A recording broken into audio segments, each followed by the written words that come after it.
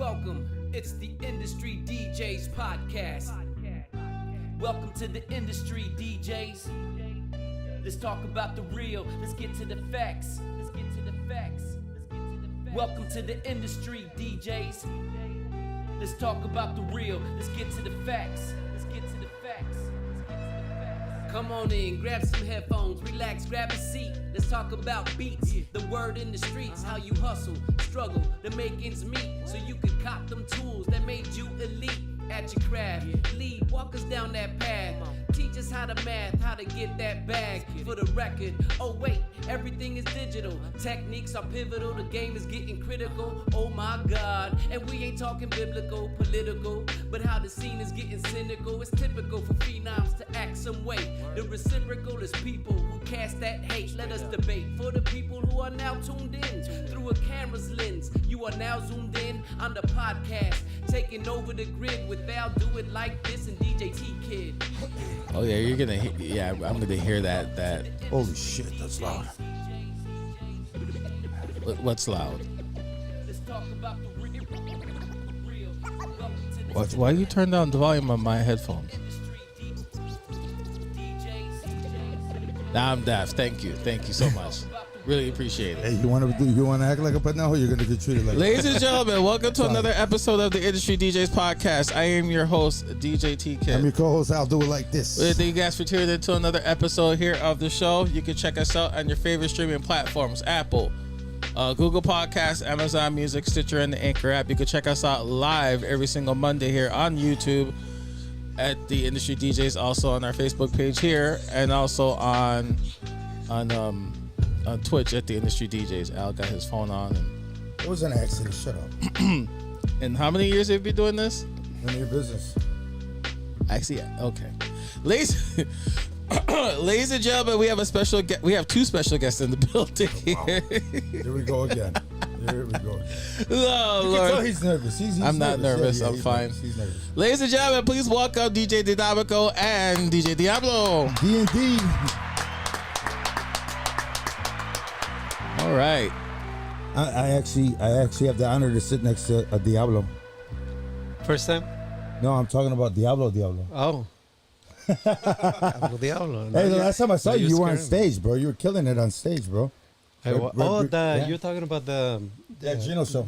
Gino show. Yeah, that was a great show. Yes. Yeah, it was an awesome show. Yeah. It was an awesome show. I'm glad guys. you liked the set. Yeah, thank you, man. Thank you guys for coming. You too, you killed it too, bro. Oh, thank you. I know you walked out a little sweaty. A little nervous in the beginning, but then it all worked. Pull your mic a little closer to. There you go. Better? Much better. Much better. All right, man. Thank you guys for being with us. Thank you very much. I appreciate it. But first we're gonna go ahead. Alex, how was your weekend, bro? You want to go through your weekends real quick? No, because I was busy as fuck, dude. I'm not even gonna talk about it, bro. I was booked. I was booked all 7 days. Okay, so Friday I was at Club Icon. I got there 45 minutes late. Yeah, here's the reason why. Snowstorm, right? No. Your dog ate your homework? No. Okay. I was in Wisconsin. Well, no, I was driving up to Wisconsin and I was on my way there. My tire blew out on my on the truck. Yeah. So Did you call AAA? let me finish the story. Pussy. So I whatever. So I called AAA to see to get the tire changed, but then they told me 30 minutes. I was like, forget that. So I was gonna because I was on an unsafe part of the expressway, so I had to like chance it and like pull my car over to the. Go ahead, because you like to interrupt people. What side of the expressway safe? Huh? What side of the expressway safe? The center. The center? Yeah. The center or the off the? No, the I wasn't on the emergency lane. I wasn't on the shoulder. I was on the fast lane. Yes, exactly. So yeah, exactly. So so I had to wait for for no cars on the expressway. Then I just pulled my car over to the shoulder, and then AAA said it's gonna take like 30 minutes. So I was like, no, I'll change the tire myself. You one more time to interrupt me out. I'm gasping because you can't change your own fucking tire. I could change my tire. Why, you don't want to get dirty? No, I didn't want to get dirty. Oh but, my god. But anyway, so yeah, so I ended up changing the tire myself. The people from Club Icon, this is interesting. People from Club Icon, I guess they were expecting me to be there because I don't know why, because it was Flashlight Friday. So when I got to Club Icon, pretty much the goddamn club was like in cheers and applause when I got there because they were waiting for me to get there to DJ. Even though I showed up like 10:40, 10:45. Can you rewind something real quick? Because What? I don't understand what you just said. You said that Club Icon was expecting you to be there. You were scheduled to be there. I was scheduled to be there, but they were expecting you to be there. well, they were happy. So, they were happy that I showed that's- up. They were happy that I that's showed better. up. Yay, that's better. Whatever. They Explain were that a happy little that I bit showed better. up because Did it make sense, right? Did it make sense, right? No, it did because so he was late. So they Yeah, he probably was thought late. like, oh, he's not. I'm not gonna he's show gonna be up. a no show. I was Then this he- close till I then showed he up. shows up and it's like, oh, he's I was here, this close to not yes. showing up. But anyways, I showed See, up the there. devil. We have a the devil DJ. understands you. The We devil have a DJ understands for you. the night. See, the devil understands you. You know. But yeah, the club, the owner Jason, he was freaking out because I wasn't picking up the phone because I was trying to focus on changing his tire, and on top of that, the lug nuts weren't coming off loose. So yeah, I was rushing against time for me to change this tire and get the Club Icon. But in the end, I changed the tire, got there at 10:45. People were happy that I showed up. A DJ there, everyone had a good time, and that was that.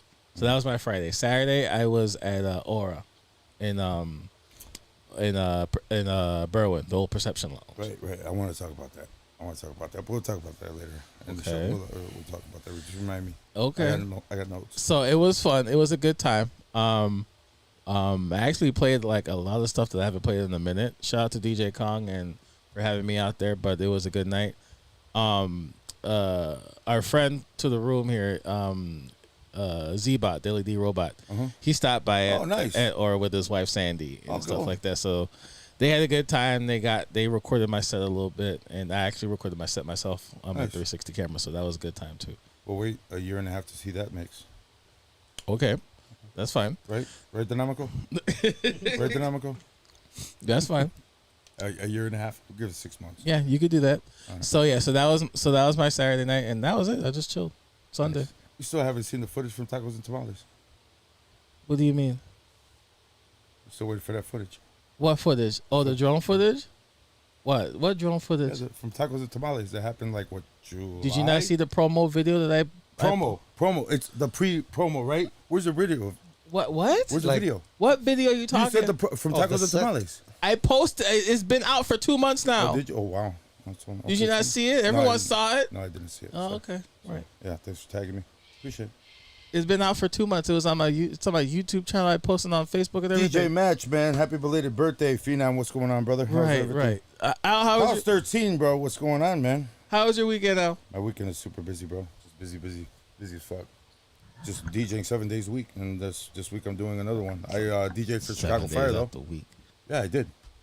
Pretty much 7 days. All 7 days. Okay. So, and it's another week, and then. So what'd you do Monday, Tuesday, Wednesday, Thursday? Monday after the show, I'm training right now. I'm training somebody to do karaoke. There's gonna be some surprise people coming out doing karaoke soon, so helping them out. Wednesday again karaoke. Thursday private event karaoke. Friday I was at Players. Saturday I did JD Sports for Chicago Fire, a special event. Chicago soccer, the soccer team, Chicago Fire. They had some autographs, signing autographs. I don't know who any of those guys are, so sorry. I don't watch football. I don't watch that shit, so I don't know who any of those guys are. Sorry. But I did play, Chicago Fire by Pamp and and 3J and Patrick Wayne. Shouts out to them, man. They liked it. People were jamming out to it. Sunday I had TCs, and then I'm here with the two goats right here. So that was about it, man. I got another busy fucking week this week. I'm DJing 2 times tomorrow, Wednesday, Thursday, Friday, again, Saturday and Sunday again. So Christmas, thank God Christmas is coming. Shit.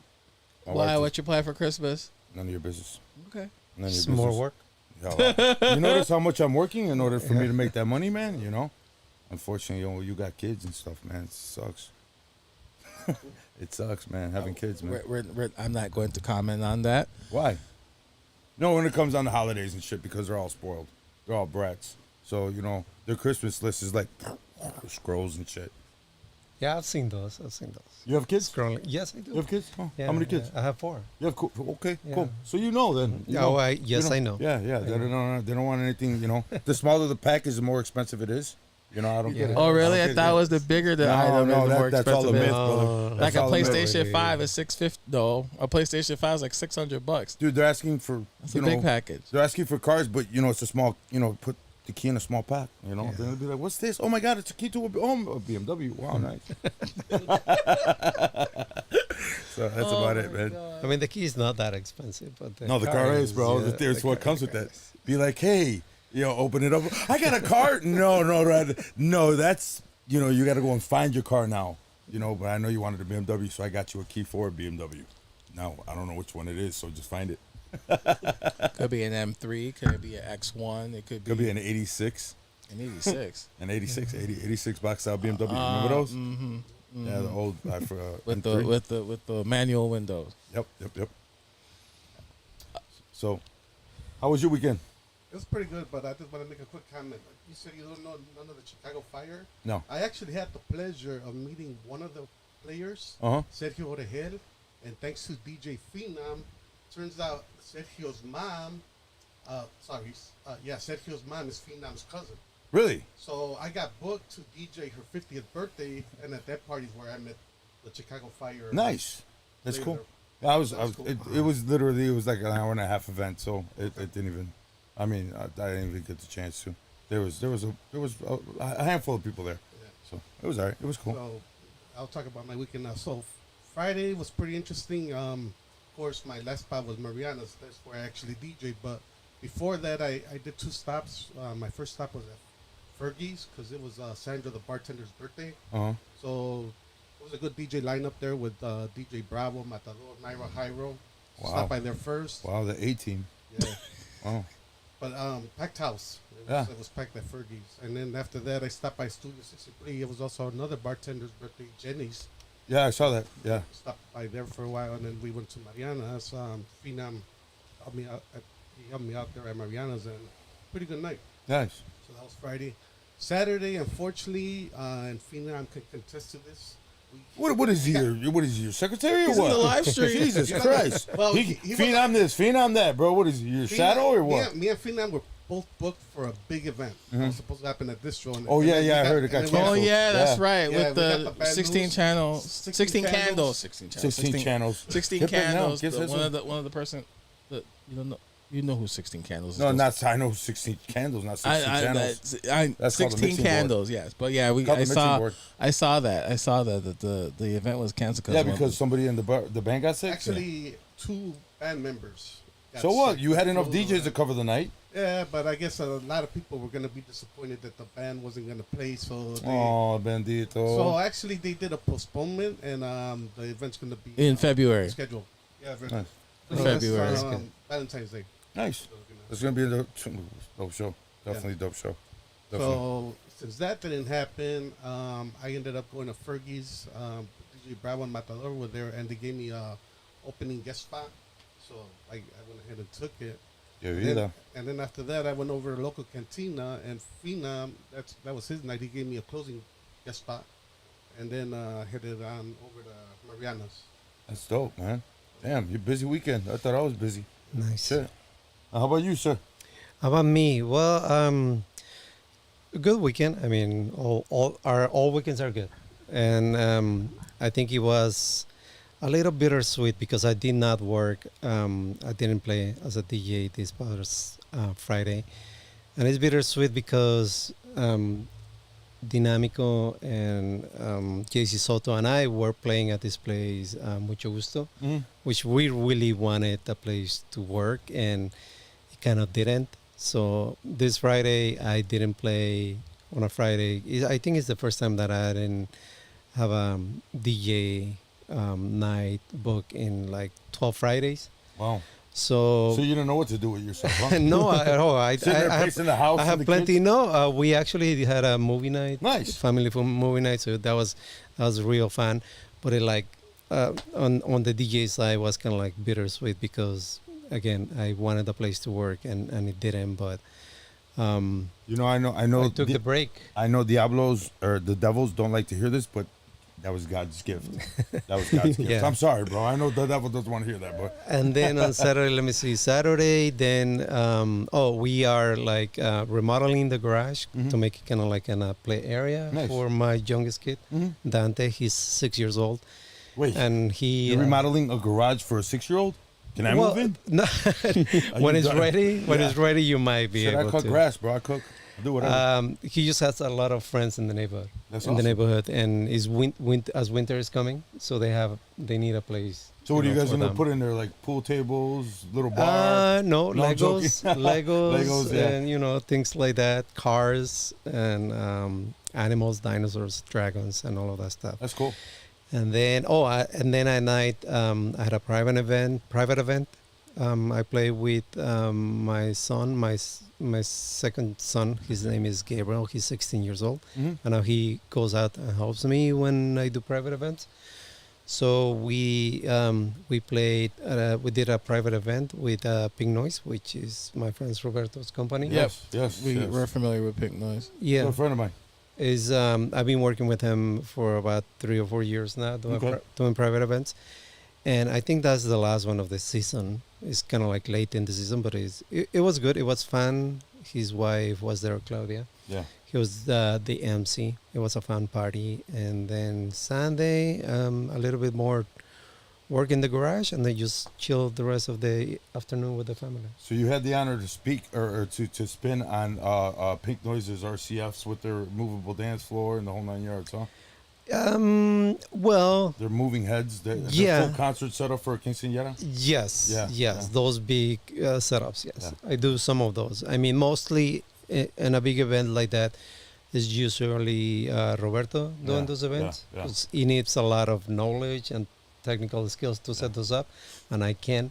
So he has like a team that does that, and he usually is there in case something Oh yeah. doesn't go right. Oh yeah. So, I it's, those setups need a lot of eyes Yeah. all night. So yeah. Definitely, for sure. But yeah, there's plenty of other setups that I use when I play with them. Yeah.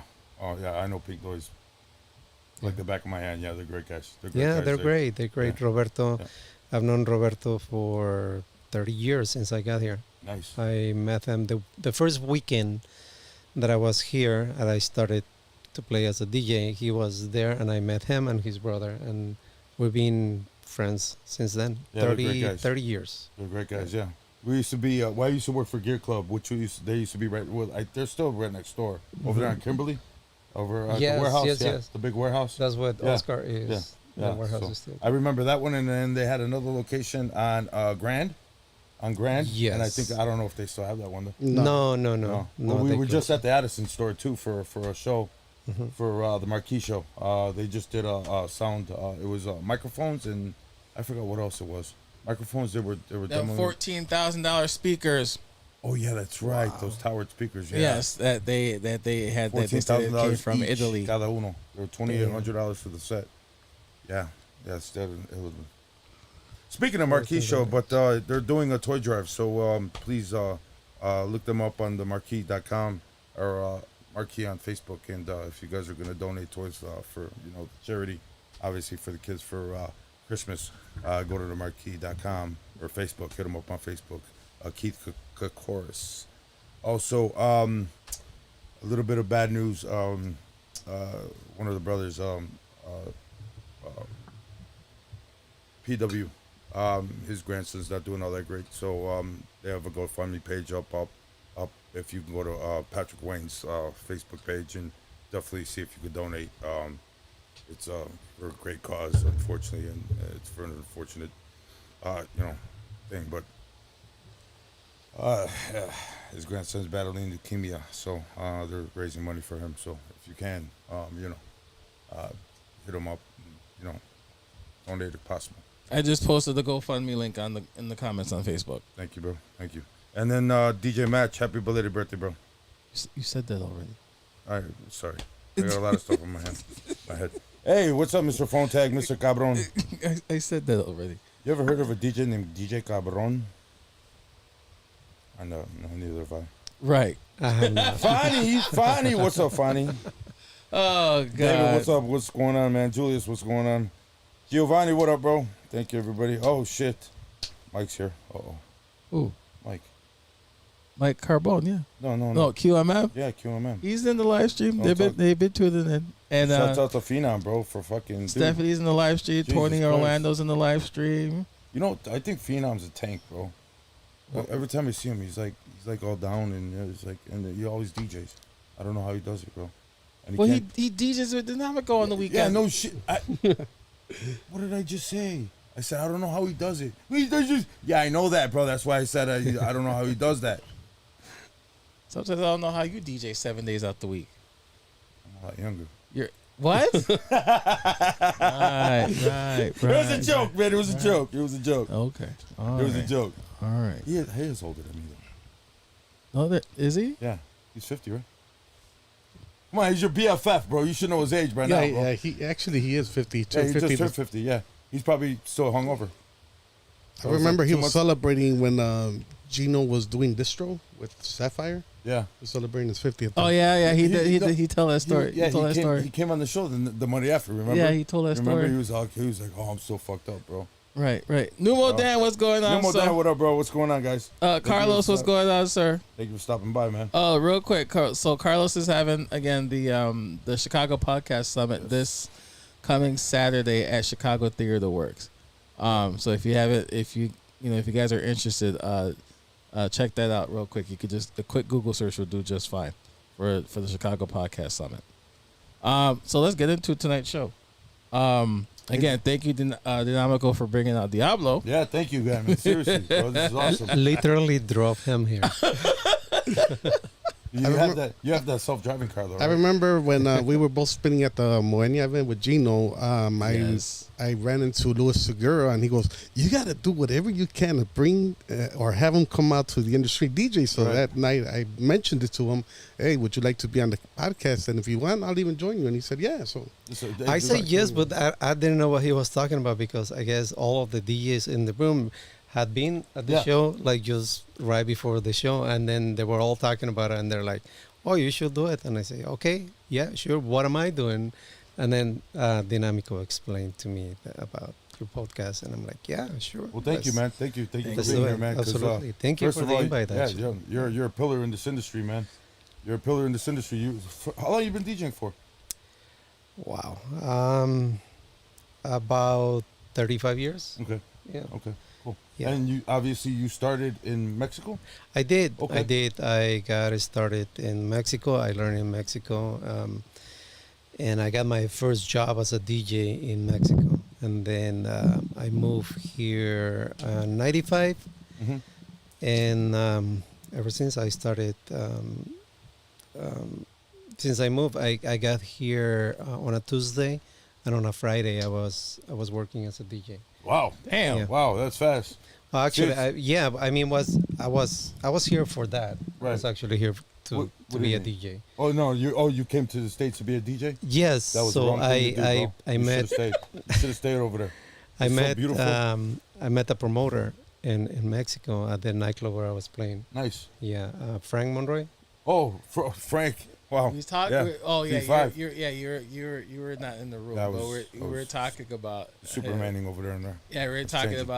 talking about Diablo, and he was one of the original P5 DJs. Wow. During the pioneer days, yes. Wow. Yeah.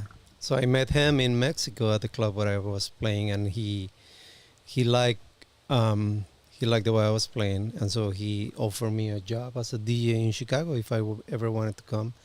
And it took me a couple of years to decide, and then I moved here, and then I started working with him, and to this date, we still work together. Wow.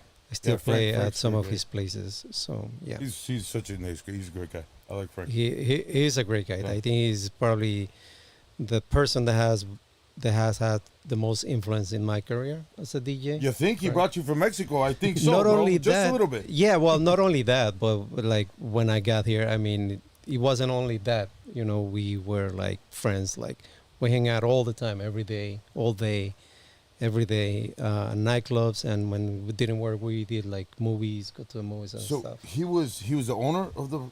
First of all, what part of Mexico? Michoacán, Oh shit. Hidalgo, Ciudad Hidalgo, Damn. Michoacán. Yeah, Ballin'. right. That's the rich area, bro. That's where all the gold floors, my the palaces, and Yeah. churches. Yeah. Yeah, I've been there. Yeah, right Beautiful out there. So he owned the club out there too? No, he used to vacation there, and the owner of the nightclub where I was playing, his best friend Mario, is Frank's uncle. Oh wow! And so when Frank was going to Mexico to visit his uncle, he will bring him a bunch of records, kind of like the new music that was playing here and all of that stuff. And so he will bring them to the club where I was playing for me to play. And then I will get really pissed because, like, dude, I have my set. I don't know what this is. And I don't want to play it, but I will eventually end up playing it regardless. And so he liked the fact that I will play like music that I didn't even know in my set and just like, Cool. make it work. And so he started telling me about like, he was doing events in Chicago. And so he invited me to come over here and be a DJ. And so, yeah, February 95, I moved here. Got here on a Tuesday. On a Friday, I was working at Marina 300. And Jesus Christ. Yeah. Wow, man. And, So for we the started. devil, you are very blessed, bro. For being the devil, you are very blessed, bro. so since Al's bringing that up, a lot of luck. Yes. yeah. So Wow. So since Al's bringing that up, how did you come up with the name Diablo? Like, where did that name came up originally from? There wasn't like one 'Cause you're thing. a nice guy. I don't get it. Yeah. So But they said I the devil's a nice guy, right? They said I that he'd kill didn't, you with charm. I didn't have a DJ name when I moved here. And so I started playing at Marina. And I guess they wanted me to play rock en español, which is, I mean, I did play that in Mexico, but it wasn't like that's all I did. Uh-huh. But when I moved here, he asked me, like, that's what they wanted me to play, pop and rock. And so he had a collection of CDs. And so I started putting sets together from that music. And then things like kind of started to get bigger. And so there was a concert. Caifanes was going to play at the Argonne. And he asked me, he's like, we're going to put a flyer out and we're going to pass it at the concert. How do you want to be in the flyer? Trying to get some luck. And definitely did not want it Oswaldo, which is my name, to be in the name. Uh-huh. So he gave me a couple of days, like just, they let me know before the deadline. And so I was just like thinking about it, and I guess I just wanted something kind of like short, and that will be kind of like easy to remember. If the DJ suck, you want to remember his name. Yeah. But if he's good, you also want to remember his Yeah. name. So I just came up with a name, and I told him. He put it on the flyer, and that's what we did. Stuck since Yeah. 1995. Yeah, not one particular thing for the name. Definitely. So What is there a meaning behind Diablo when they started or no? No, not at all. It was just. I mean, I didn't. At that time, I was just playing at this small place, Uh-huh. and it wasn't. B5 wasn't B5. B5 was Yeah. Volumen Entertainment, Mhm. and it wasn't a really big company. The nights were very good. It was a very good night at Marina, and they have a couple of other events. Frank Monroy and Frankie, Mhm. but it wasn't like a big company like you guys know Yeah. Frank Monroy Yeah. from now. So me putting a flyer on a name on the flyer, didn't really mean much because I didn't know it was gonna be. It was gonna become something bigger. Right. Yeah. Okay. let's see. I So- just got a Go thought. ahead. So you mentioned Caifanes. Now, Caifanes has an album called El Diablito. Did you kind of get an idea for your name from the album, or No. you got it from No, somewhere? definitely not. No, Okay. I did not. Because I mean, I do like Caifanes, and again, I was a DJ that played everything, open format DJ when I started playing, and I started playing Caifanes, obviously among other things, but I wasn't like the biggest Caifanes fan Okay. either. Just curious about that one. That's Yeah. awesome, bro. I'm glad you're interviewing him too. This is great. This is fucking great. This is awesome. I love it. I'm not saying anything. This like when Gino came on the show, he turned around. He goes, "I'm gonna flip the script. I'm gonna interview you guys on your show." We're That gonna was start great. our This is own awesome. podcast Oh, here, really? Dynamico and I. Yeah. Really, that's awesome. We might invite D&D? you guys. I Hey, don't know. hey, go I don't ahead, know. bro. Hey, bye. I'll think about it. We'll think about That's it. awesome, man. No, seriously. We'll All put right, you so in the list. so when you That was my next question though for Diablo. Was like when you started off DJ, what genre of music were you playing? In Mexico, I was Yeah. playing everything. You know, I was Okay. playing top 40s. I was playing MC Hammer was big. Vanilla Ice was ¿Qué es big. eso? This is back in the You early know, '90s. No shit, I'm just Yeah. fucking with I him. know, Oh, I come know, on, I know. bro. Yes, I was. Ice Ice Ba- Well, I can't say that right You now. see, I didn't answer you because I know you're just messing. But yeah, all of that kind of music. And then I will also play music in Spanish. Obviously, I will play Timbiriche and, Paulina Rubio, things like that. I will also play rancheras and cumbias, a little bit of everything. But mostly it was top 40s American. and, yeah, American. American music. Yeah, with a little bit of breaks in between. That's Okay. crazy. All right. See, it's completely opposite because they want to hear all Spanish here in the United States. And when you go to over there, Yes. it's all When I was in Really, Cancun, in the it was- 90s? yeah, I was in Cancun. Yeah. I was pissed off. I was like, "There's no Mexican food. I'm not hearing any Mexican music. Yeah. I'm hearing all American shit. There's cheeseburgers, spaghetti. I can eat this shit in the States. I want tacos, bro. What the fuck? Sorry, Absolutely. you know, I That's what came it here is. for a reason. Damn, Cancun too, man. But yeah, and then you can't. They tell you not to go out. Even though I did. Don't venture off. Don't venture off. Don't venture Yeah, off. You might not come back. Okay. No. All right. That's awesome. So, when you started, obviously you started way before '95. So, what was your official start date? How old were you? Oh man, I don't know. So before 14. '95. I was 14. I was maybe 13 when I started. Oh wow. Yes. Wow. So you started in the analog days. Yes, Turntables. yes. Yeah, There 'cause was. you mentioned records. That's what. Yeah. Most No, DJs it was records. It was definitely records. And I was a dancer before I was a DJ, and I used to go to this very small club that opened like 6 p.m. to 10 p.m. And I used to go and do like entering competitions and things like that. And I was good. I was a good dancer. And the DJ at the place where I used to go dance, the place is Centenario, Plaza Centenario. The DJ, his name is DJ Juanjo. He really liked me. He really liked my style of dancing. And so we became friends. And then he eventually told me, "You want to learn how to DJ? You're always here anyways." I'm like, "Sure." And so I started, going early, and he will like show me, how to beat match and all of that, and what music goes with what, and all of that, and the equipment.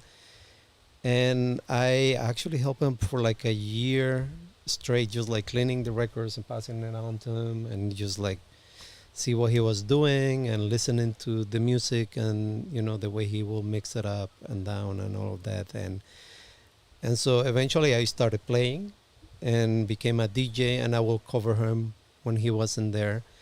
And they opened a bigger nightclub, like a real nightclub in my town, and it was like 10 p.m. to 5 a.m. Sometimes it was like until like 6, 7 in the morning. And he was offered the job, but he didn't want to get it. Somehow he didn't get it, but he didn't want to take it. And so he asked me if I wanted to try for it. And so I did. I went and I met with the owner, Tito Martinez, and he... Mi primo. Tu primo. Martinez. And then he said, "Well, come next week. And, come over here and I'll let you play and see how it goes." And so I went there and I played the night, and he hired me. And that was my first full-time job as a DJ. All right. Before the end of the show, I need 4 numbers from you. What? Double digits, whatever. Just give me 4 numbers, because I'm gonna win the lotto after this guy. tells me that shit. Bro, I've never met or heard of anything so put together like a Lego block, bro. Like everything came together to this day. I mean, to this day. You're you're in the right. middle of Michoacan, Mexico, and you met one of the biggest, most popular promoter in Chicago and pretty much all over around the surrounding areas. Frank Monroy, man. I mean, come Yeah. on, man. I mean, you got trained. I mean, what kind of dancing did you do? Well, I was dancing to that kind of music, like New Kids on the Block. Okay, and okay. all So, of that. so you were doing okay. That Ride was the my Rabbit and style. all that stuff. Yeah. Yeah. Okay. Wow, that's all cool. of Break Well, dancing? I mean, Like remember about the Frank act. Monroy wasn't the biggest promoter back. No, in but 1993. God, I shouldn't say that to the devil. Damn. I'm gonna melt. Yeah, right. I'm either that. I'm gonna get struck by lightning. I'm sorry, sir. But be no, the I mean, first. it's like I'm listening to this. I'm like, bro, you're like you had everything handed to you. I mean, yeah, he Yeah, wasn't the biggest. pretty much. Somehow I found my path to Found your path. It was built. to great things. It was Yes. built for you, man. I Yeah, mean, absolutely. You know, I Were you consider born at myself. Christmas or something? I consider myself to be very blessed with the life I've lived and the things I have, and you know, I mean, this job gave me my wife, my kids. You know, I mean everything basically. That's awesome. Yeah, so yeah, I've been very blessed. I consider myself very, very lucky to I have think- what I have and be where I am. I mean, not that I'm the biggest thing ever, but like to have the life that I have, I feel like extremely lucky for Yeah, sure. bro. Yeah. And you wear it on stage like you're a star too, bro. When we saw you up on there, bro, before at the last show. Oh mean, yeah, that was the dope. Moenia. Yeah, that was dope yeah, because that was fun. they were getting the stage with the LED wall in the back and everything was dope. Mhm. That was real Yes. cool. It was really really cool. That was That was a fun night. That was. Yes. I mean, you guys, it makes the DJs make the night. Obviously, I've been to some concerts where I'm like, oh shit, this is gonna be a long night. You know what I'm saying? No, we had a It's never blast like that, but it's backstage. never- No, Yeah. that's what I'm saying. It's never like that. They switch it up. It's cool. And it's like I said. I always wanted to know if you guys ever fought, on the back, backstage, because between you and and Luis Seguera and all these guys that's been rocking Espanol and stuff like that. No, You absolutely guys no. you Like guys- I mean, you're not playing this. You're not playing this. You're not playing this, and put it on a piece of paper. we did talk about our sets Mhm. just to make sure that we weren't gonna play the same thing, and then actually. Caveman did play a couple of the songs that I was gonna play, but I mean, think about it. I'm gonna play rock en español, right? From the 80s, music from the 80s, 90s, and 2000s.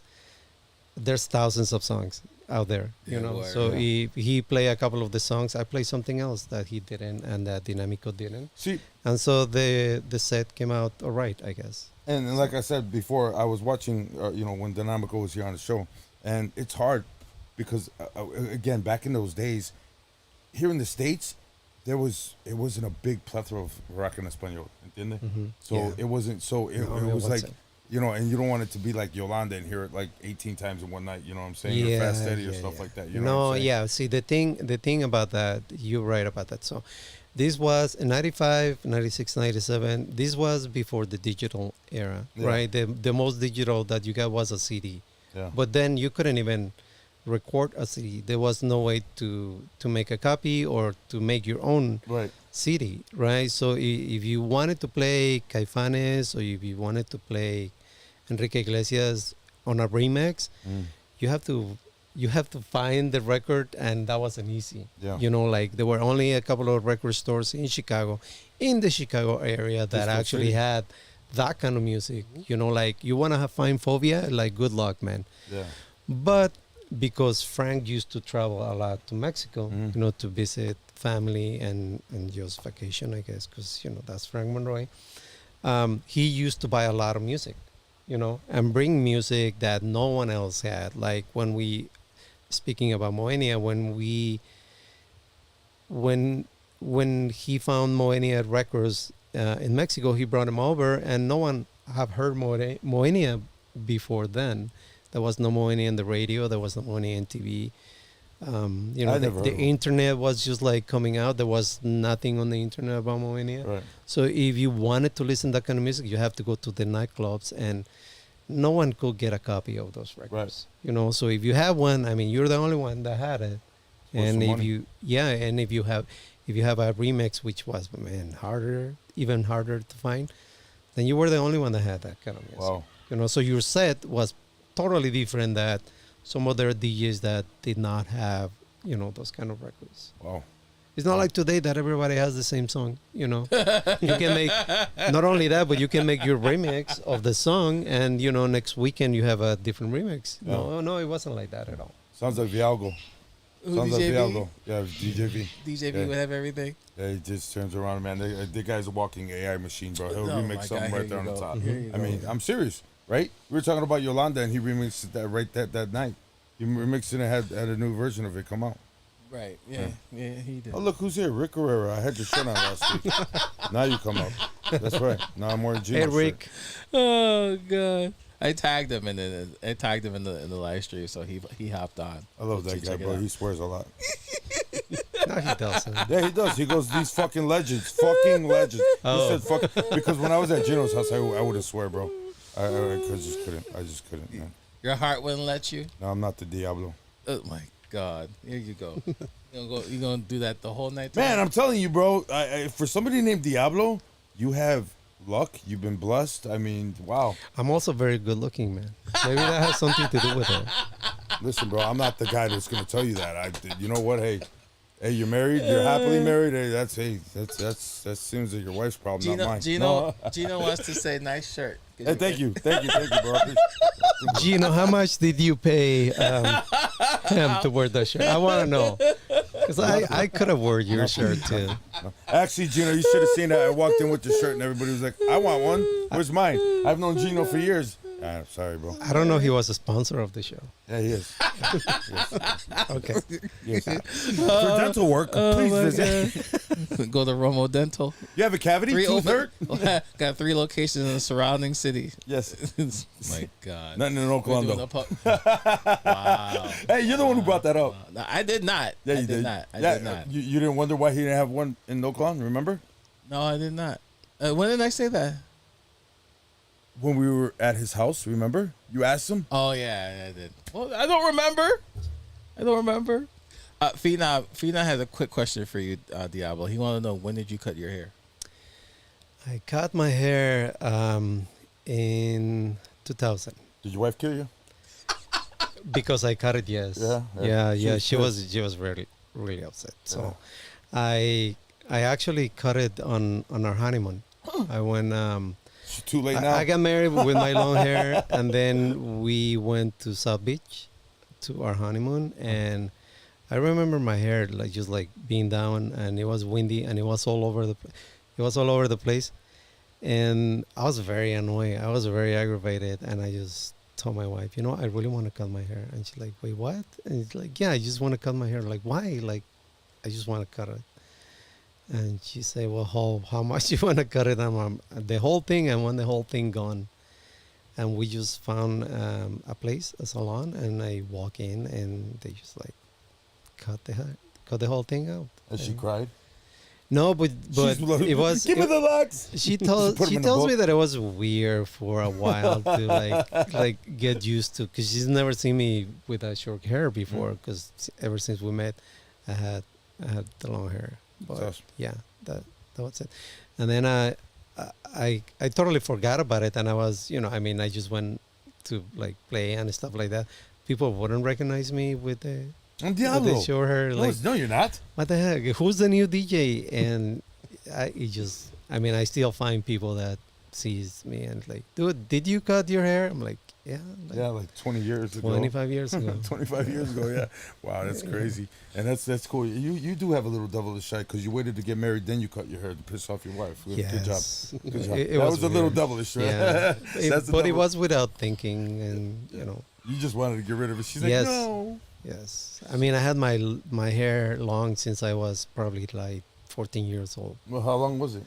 It was to my waist. Oh, wow, that's Yeah, long. It was long. It Wow. was curly, and it was. Yeah, it was too long. I would like to guess. see those old pictures. I will find some. I'll send you Wow, guys. that's crazy. I'll send you guys. If anybody got one, toss them in the God. comment. Yeah, well, QMM, he mentioned just now, he said that when Diablo used to play at Eddie Rockets on Fridays, when he was there, he had long hair at the time, too. Yes. Yes. So, my question for you, Diablo, when you came to the States and you started working with V5, was it just strictly pop and rock español when DJing? For me, yes. Okay. For me, yes. They had other DJs Mhm. that play Top 40. alternative Yeah. mostly at Marina. So there were 2 rooms. I was on the big room, and who else was? Out of Control Pete was there. Oh, wow. Incognito was there. Frankie V thought he was a DJ back then, and so he was playing too, which I don't know. To this day, I still mess around with him. But he was one of the DJs too, and then I was the DJ playing rock en español. Incognito was also playing before me, but he wanted to play something else. Okay. So he started playing something else, and it was all pop and rock for me. Okay. And it wasn't like 2 hour set or any of that. You know, it was like a couple of like maybe half an hour, 40-minute sets Okay. at the beginning. Okay. Yeah. All right. Yeah, because did you ever like started to play like other genres of music later on, or just like you just strictly just stuck to? No, well, I like the music that I was playing. I really Okay. like rock, and I really like pop, Mhm. and it was kind of like the novelty, Yeah. in Chicago to do that and to play that, and then people really started getting into it. So it was exciting to play the music that no one else was playing and that people really wanted to dance. Okay. So as you know, the more I got into it, the longer the sets became, the more music I had to add, and then and I end up playing, opening like at the convent, right? I will open for like an hour or two, and then take a break. You were at and the then convent? Yes, You were at the convent? I was at the convent. Yes, Wow.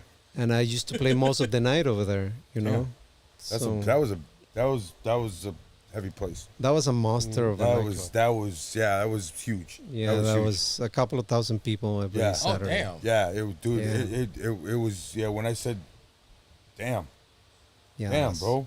Yeah. That I was appreciate it, my bro. after set. Thank you for bringing him, bro. I used appreciate to it. DJ at Tequila's when he was at the convent, and Tequila's would close at 3. That was my after set. Yeah, when I- convent was close to man. It was huge, bro. It was huge. It was huge. So then, gigantic. so I have a question for you, Al. Oh shit. So It's when- on my podcast. Whatever. So when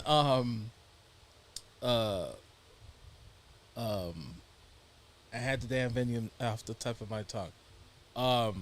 Medusa's? Yeah, when Medusa's was open back then. Belmont or Congress? Congress. Okay. So when Medusa's was open in Congress, and I should have asked this when we had Dynamico on the show the first time.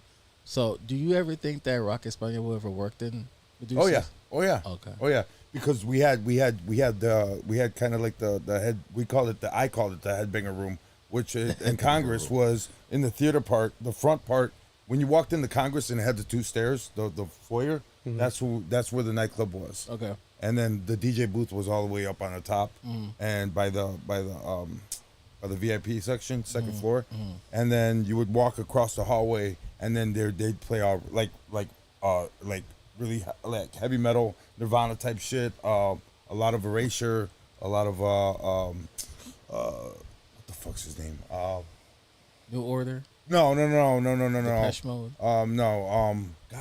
The guy who long hair. He looks like he's an alternative. He took his ribs out. He took a couple of his ribs out. Oh crap! I have no idea. I don't know. Yeah, fucking the beautiful people. Oh, Marilyn Manson. Yeah, Marilyn Manson. Marilyn thank you. Manson, Yeah, okay. But shit he like took that. his ribs out. I didn't know that. Yeah, Oh, yeah. I, So I, that's used to, what I used to like his music. a lot. I still love his music. I still love. I'm sorry. Mechanical Animal. That's probably my Yeah, favorite record. Yeah. Yeah. Yeah, of his. I love playing that stuff every once in a while. Yeah, you can rock that stuff, man. Good- And it good really, music, yeah. it really throws people off. It's so like, so then the Rock Espanol didn't work out. oh yeah, with it would have Medusa. worked there. Yeah. So- Actually, I did get to play at one event at Congress that was Rock en Español and New Wave. Luis Ramirez was a partner with somebody else. I don't remember whose Oh partner was. yeah. But he did it just like you mentioned. The Rock en Español was in the front, Yeah, and then in the back was like New Wave and the other types of English music. yeah. It was but a packed night. I think those events were before Medusa's got there, or after. I forgot which one. I forgot, but that when. But I'm talking about Congress. So So when we had Belmont, at Sheffield, Medusa's over there, and it was right on Belmont or right on Sheffield. I'm sorry, on a side street, big tall building, and you'd walk up a fucking flight of stairs. You'd walk into a big, huge. I mean, the DJ booth was all the way. You walk up another set of stairs, and the DJ booth was all the way up. It's Sheffield and school. Yeah, there you go. Oh yeah, you remember that, huh? No, I've never went there. It's just my kids go to school a block away from there. Ah, okay, cool. So I grew up in Wrigleyville, I too. know where Medusa's used to be. Yeah. Yeah. So It's you know kind the of like a building. real estate agency. Yeah. or No, it's something like it's that. condos now. It's condos and Yeah. a real estate agent on the bottom. Yes. Yeah. So yeah, that was the shit. Yeah, I guess it was the No, it I'm was, too young to remember that, man. I Stop was in it. kindergarten then. Stop it. Dude, Stop what it. are you talking about? Stop it. It wasn't that old. It was I think 90. No, that was before I got here. All Yeah. of that, man. Yeah, that was definitely before you got here, but yeah. So I did Really? end up meeting Dave Medusa later on, and even play at his place when he was in Elgin. He's such a nice guy, man. Yeah. In Elgin? Okay, Yeah, cool. rest in peace, man. All Dave, right. man. He was such a great. He gave me my start too. I mean, back in the day, thanks to White Knight. White Knight hooked me up there because I used to be White Knight's DJ. So Okay. how dare you come to Chicago and not play any house music? What's wrong with you, bro? I know. How dare you? How dare you? Unbelievable. And I'm assuming that Rosa's your wife. No, that's my. Oh, that's your wife. Okay, cool. hell? Okay, I'm sorry. I didn't.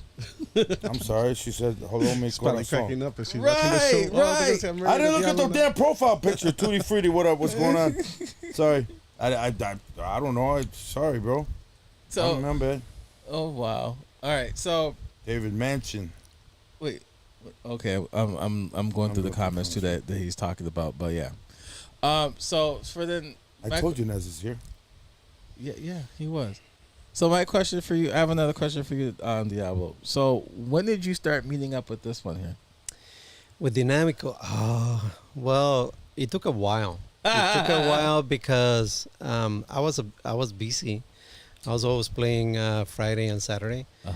So actually, I didn't know there was a scene. I mean, I knew because people would tell me, oh, there's another nightclub over there and another DJ that play blah blah blah, and I knew that then Rock Mix started playing at Tequilas. Wow. But I mean, I was always playing, so I couldn't go see anybody play because I was playing. Yeah. You know, As all DJs. I yes. heard people by name and I heard places by name, but That's- you know, and then I started working Wednesday, Thursday, Friday, and Saturday, Yeah, that's. and so I never had time. time to meet anybody or listen to anybody. You know. Thank you. So, Thank you very much. Thank you. Because I have the same problem. yeah, I have no clue who these other DJs were, other than I knew their names. You know. That's right. Rocco Mix used to work for V5, right? Back in the day. Or they partnered up for a couple things, right? They were Yes. friends. Yeah, him and Frank Minoy. I know Yes. they were good friends. I mean, to this day. Yeah, I mean, and his brother Oscar Rico Yeah. Suave, DJ Yeah. Rico Suave.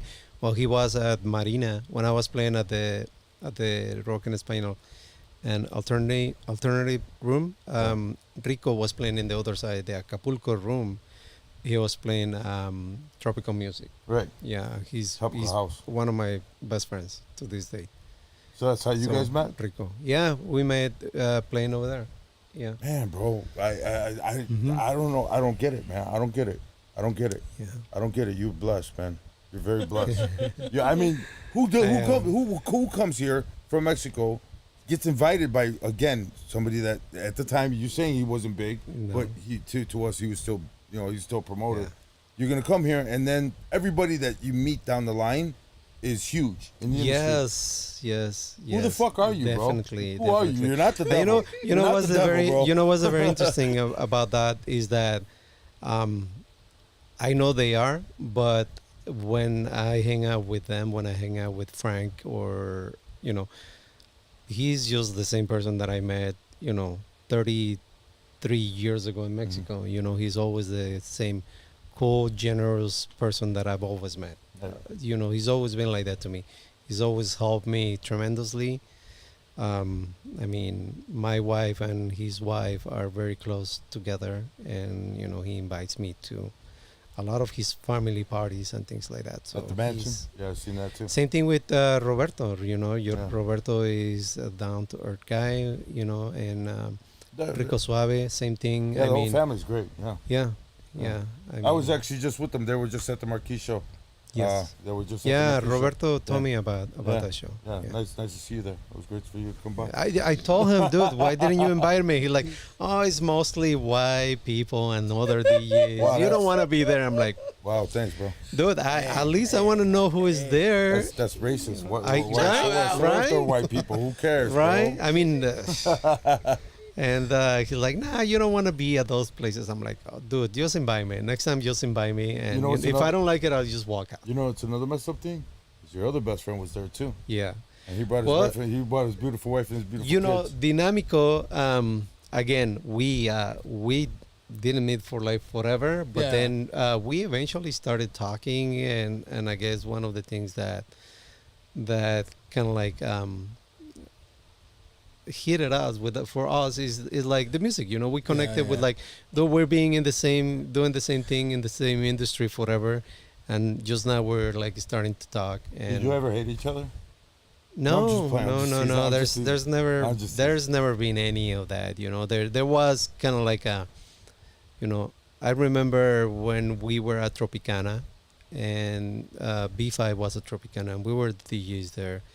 And then we left the place, and there was like a lot of chatter in the radio of like, you know, all the better DJs are moving in, and it was Roberto Rockmix with his crew of DJs.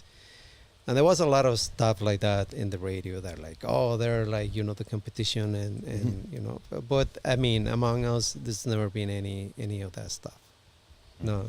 I wonder would it be if two DJs battled rock and español. There was a There battle. was a There battle was a of battle, rock and and he won. Español at the House of Blues. Yeah, he Really? won. Yeah. You won it? Yeah, Diablo won. Yeah. He said Wow. it so casually. What year was that? I could have scratched on the Denons if they would have had on turntables. It would have been different. I was breaking my records because they were skipping, like, you know, the sound was so loud and the whole thing was just like shaking, and my records kept skipping, and I pull them out, break it, put another one, and yeah, it's frustrating. But yeah, Wait a minute. it was You, at the you House were of breaking your records on stage? Yes, I think I heard about and we that were on one. the stage. Yeah. I used to do that a lot, and it wasn't the smartest of Why not? ideas Frank was because giving you free records. no, I have to go buy them again. You know, it's like I how many did I break in the weekend, and then I have to go buy them, and they weren't cheap, man. No, I know. You know, Yeah, 96, especially those. 97, it was $25. Yeah, because those were imports. Yeah. Yeah, They those were are imports. all imports. It was like twice as much as Yeah. a regular CD. Yeah, I know. That used to be once a month for imports for me, bro. Once a Actually, I'll just make a quick comment. When I first heard of Diablo, I had told them that I went to Marina 300 because they were saying it was such a hot club. So I had a Friday night that was free. I went with some friends and I saw him play, and I was like, "Wow, this DJ's good." And I was also dipping into the rock and español. It wasn't Frankie V playing, right? No, it was you. Yeah. You had the long hair. You were the only one with the long hair. In fact, that's how they described them. They're like the DJ with the long hair. So I saw him play, but the first time I actually got to talk to him was when he was at my sister's house at the 0720. I thought he was. And then at that one, I dropped by after tequilas, and I was with a friend that loved to drink Corona. So he had invited him to a couple Coronas, and he said, yeah. But I noticed that as it was getting closer to about 420, he was starting to buzz out a bit. And I think I was Yeah. drunk, like totally drunk. He's So, being generous, but your blends were I don't falling remember. off? I don't remember any of this, by the way. So I know that I was drunk. I used to drink a Yeah. lot. Your blends were not falling good. off, and my friend was like, hey, man, you should help him out, dude, so that, you know. I think you did that on purpose. No. I mean, we were just drinking Coronas. But he looked really tired, too. So I asked him, hey, do you want me to play? And he's like, yeah. So I was grabbing his CDs and playing. Then when they told us that the floor was closing, so I was just checked on him. Are you okay? And he's like, yeah, I think you were drinking water, so you were getting yourself back. But that was just an interesting night. And then we're talking about how me and you started DJing together. We want to thank Antonio Cordova, because Antonio Cordova had bartenders. And he Yes. started booking us. damn. He started booking us at events together, and that's where me and you And this started was making that just like connection. what, like 7 years ago? Before 8 COVID, years yeah, like 8 around years the 2017, 18 maybe. Mm-hmm. So that's Damn. where I started playing more with him. And to this Bartenders. day, Antonio still books us for his events. Yes. we still work with him, Yeah. and he's a great guy. Yeah, he is. Yeah. So where did Gino come up in the mix? How long ago was that? Well, I think I've known Gino for a very long time. I don't know, 20 years, maybe Wow. 25 years. But it wasn't until like COVID, right? After COVID, yeah. Yeah, that he started I've never heard introducing him other play DJs. before. I don't know if he went to any of my events before that, but I know that during COVID he was doing live streams, Yep. Yeah. and then he invited me one time. He said, I want to have a DJ, a rock en español DJ, and I thought about you. Like, will you come to my house and do a set? And I'm like, sure, yeah, definitely. And it was super fun. Yeah. It was super fun. And then after that, that's when after COVID he started doing his events. Did he drop the pizza there too at your house? Stop Pizza, it. no. So it was just us. No. Okay, cool. And then he invited me about 2 years ago. I think it was 2 years to one of his daytime events at Rosemont. And now, At Joe's Live, yeah. yeah. And then this Moenia concert was the other one. The second time he invites me, and it's a blast. Yeah. It's a blast because I get very nervous when I'm gonna play, no matter the size You guys of the all place, lie. of the size You of guys the are all crowd. good liars. I'm very nervous, man. I like, my wife knows. Like, sometimes we're going to an event and it's been like 3 days since I'm not talking. I'm just like thinking about what am I gonna do. Oh, wow. Is it that serious? Yeah. Gino yeah, said the same yeah, thing. that's Gino serious. said when he's on Oh, his yeah, way he to the does- show, he he does does say it. no radio, no nothing. Yo, that's No, but for me, it's like 3 days before, depending on the show, a day before. But it's like my wife knows that I'm like quiet, and it's like she knows that I'm just like nervous, and I'm trying to figure out what to play, and I usually don't know until like I have to play, so that makes me even more nervous. So for events like that one for Moenia, I'm very nervous, but all of these guys are there, right? Like Rick Guerrero is there, Gino, Dynamico, and we're all hanging backstage, and somehow I don't know if I'm supposed to say this, but there's a lot of whiskey back there. Maybe not a lot. I have a Maybe feeling- just I have a feeling. I wouldn't one say- small bottle. I wouldn't say that there were a lot of bottles of whiskey, but they might have been. I have a feeling Rick Guerrero snuck that in the back. I'm gonna blame it on Caveman. I'm not naming anybody, I'm but blaming on Caveman. there's whiskey there, and we're all like, just like now, we are just hanging out and talking, and all of those guys are super nice. Every single one of them, Right. they're super nice, and it's great to be part of an event like that with such a talented DJs, and so yeah, I just get very nervous every single time, no matter the place. I just get super nervous. So I want to go back real quick. So when you came to the States, Diablo, and you initially worked with Frank, was it hard afterwards trying to network with other DJs or other promoters? Because was it hard for you working with other or networking with other promoters or DJs, or because you were working with Frank, it was pretty much easy for you to network with other people? So when I started, Rock en Español was like this little underground thing that was happening in Chicago, Mhm. right? Mhm. And then when I got here, the whole thing just exploded. We went from playing into Marina 300, which was a tiny sports bar Yeah. at Marina Towers, on the basement of Marina Towers, to the convent, which is 2,000 people on a Saturday night, right? So when I started playing with him, and then things started to get big. Obviously, everybody was calling me about playing. People will come and meet me when I was playing and ask me to play at other venues and things like that. But I wasn't interested on any of that. I didn't see Frank as my boss. Frank was my friend, and I wasn't just gonna go play somewhere else. I was playing with him.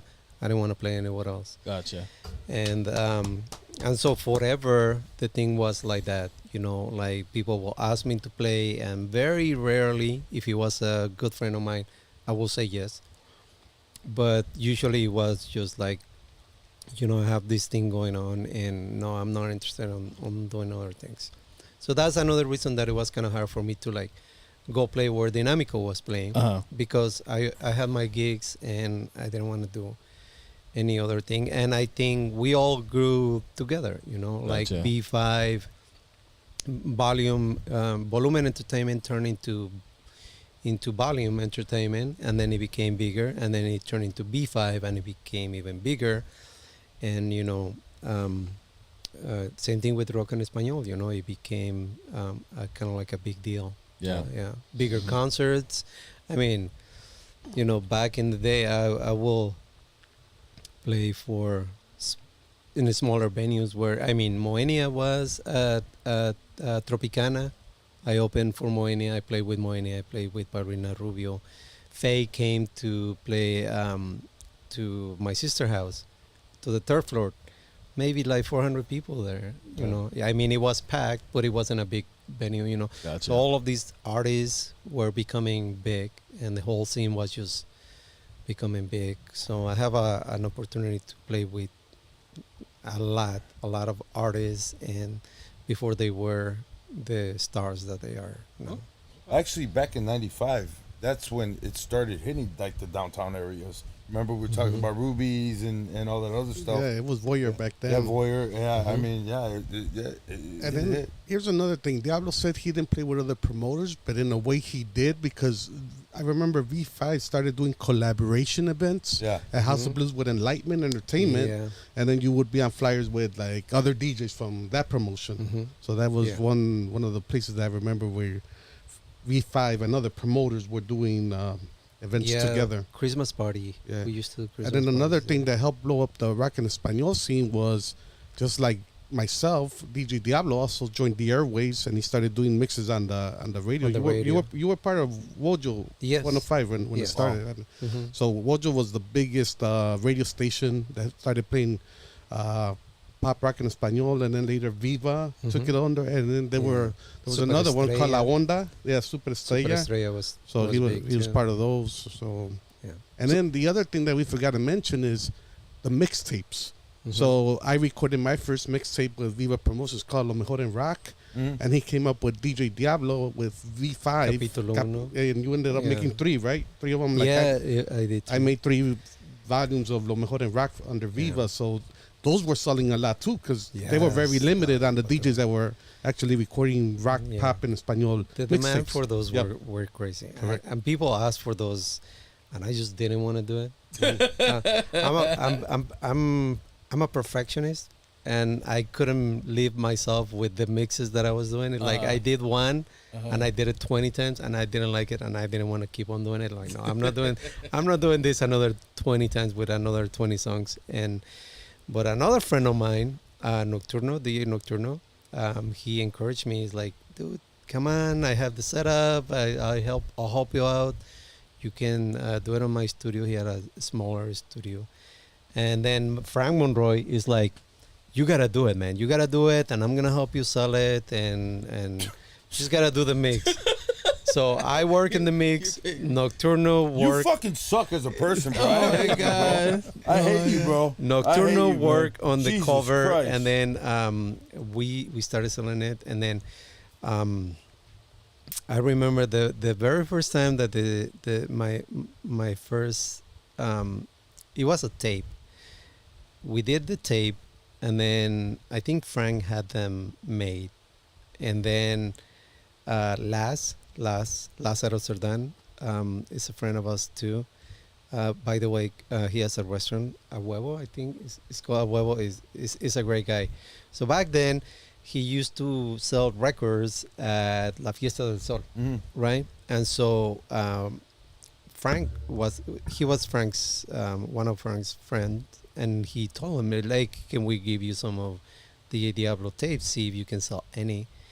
And so he took a box, probably about 100 tapes, and then he was paging Frank, because he said that everybody was fighting for the tapes, and there that he was basically the last one he had to auction it because like a lot of people wanted it, and that was the last one. How much did he get for it? I don't remember, like $25 for the last one. Yeah, it's pretty. Back in those days, $25 is like For a $2. tape. 25 Yeah, bucks is that's a a lot of money Like for a that. tape. They were And $9.99, bro, for real. yeah, and so we have to bring more to him, and then that was a lot of tapes, and then a lot of CDs, and yeah, people still talk about those. They really tell me that I still have your CD and I still have your tape.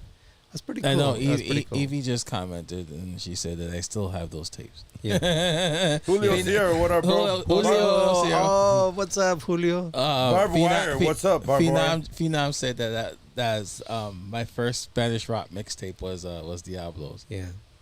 So then, I think that's pretty much like a testament as to how, how people love rock español back in the mid '90s, and not a lot of DJs were mixing that back then. Yeah. When we had the last time when we had Dynamico on the show, we actually asked that question about rock español. Basically, is it still going to be relevant? Is it still obviously still relevant because people still resonate from what they listened to back in the day? Wait, But like in the did you see him at the concert when everybody Yes, was singing along yes. to every fucking song? Yes, I did. Every song, But I'm talking singing at the top of their lungs. Yeah, I think it's still Yeah, it's still but relevant. but Yeah, when we, just a little bit. But when we had Dynamico on the show last time, we were asking, after, later on down the road, our DJs still to be playing it because there's not that many rock español DJs. So when these guys, what you're saying is when they're done, retired, and die off, Well, is I'm there not still saying gonna that. be? I think there's still hope. Let me There's still tell you, hope. let me tell you what I think that is There's still because I was And actually, that's Gino's question. I mean, not Gino. That's Gio's question. Gio's question. Gio just asked the question in the live stream, like, what is the thoughts on? I'm gonna ask. Well, this was for both you guys, but he said that what are your thoughts on rock español now? He said that he feels like not a lot of people are used to it. What do you think? I disagree. I think there's an audience for it, especially like I mentioned the last time, the concerts. Maná was in town; it sold out both shows. Whenever Caifanes comes, they do good on their shows. They sell out. The only difference is Caifanes plays at smaller venues, and Maná does the United Centers, the Allstate Arenas, and that. That's still And, selling out. and then I went to go see Hombre C with Enanitos Verdes, and that sold out. That was packed. So the audience is there. It's just in regards to the music, like the mixes, we don't really have a radio mix show anymore. The last one that I was on La Mega, which was a small radio station out of Waukegan. But it's still there. I mean, the music is still there. People are still listening to it. People still tell me, hey, I'm on your Mixcloud and I'm listening to your mixes all the time. It's just, and also, there was word that there's not a lot of rock en español DJs, but there are DJs that play rock en español, and a lot of them do. I mean, now You're right. I agree. There are some DJs that spell rock español. I do myself. Well, you point at me. Yeah. I do too. Only black guy that does. Shut up. But Oh no, sorry, it's the second but black guy. but here's the thing. Nez. I think shut up. The thing is though, both you guys are specialized in that in rock español.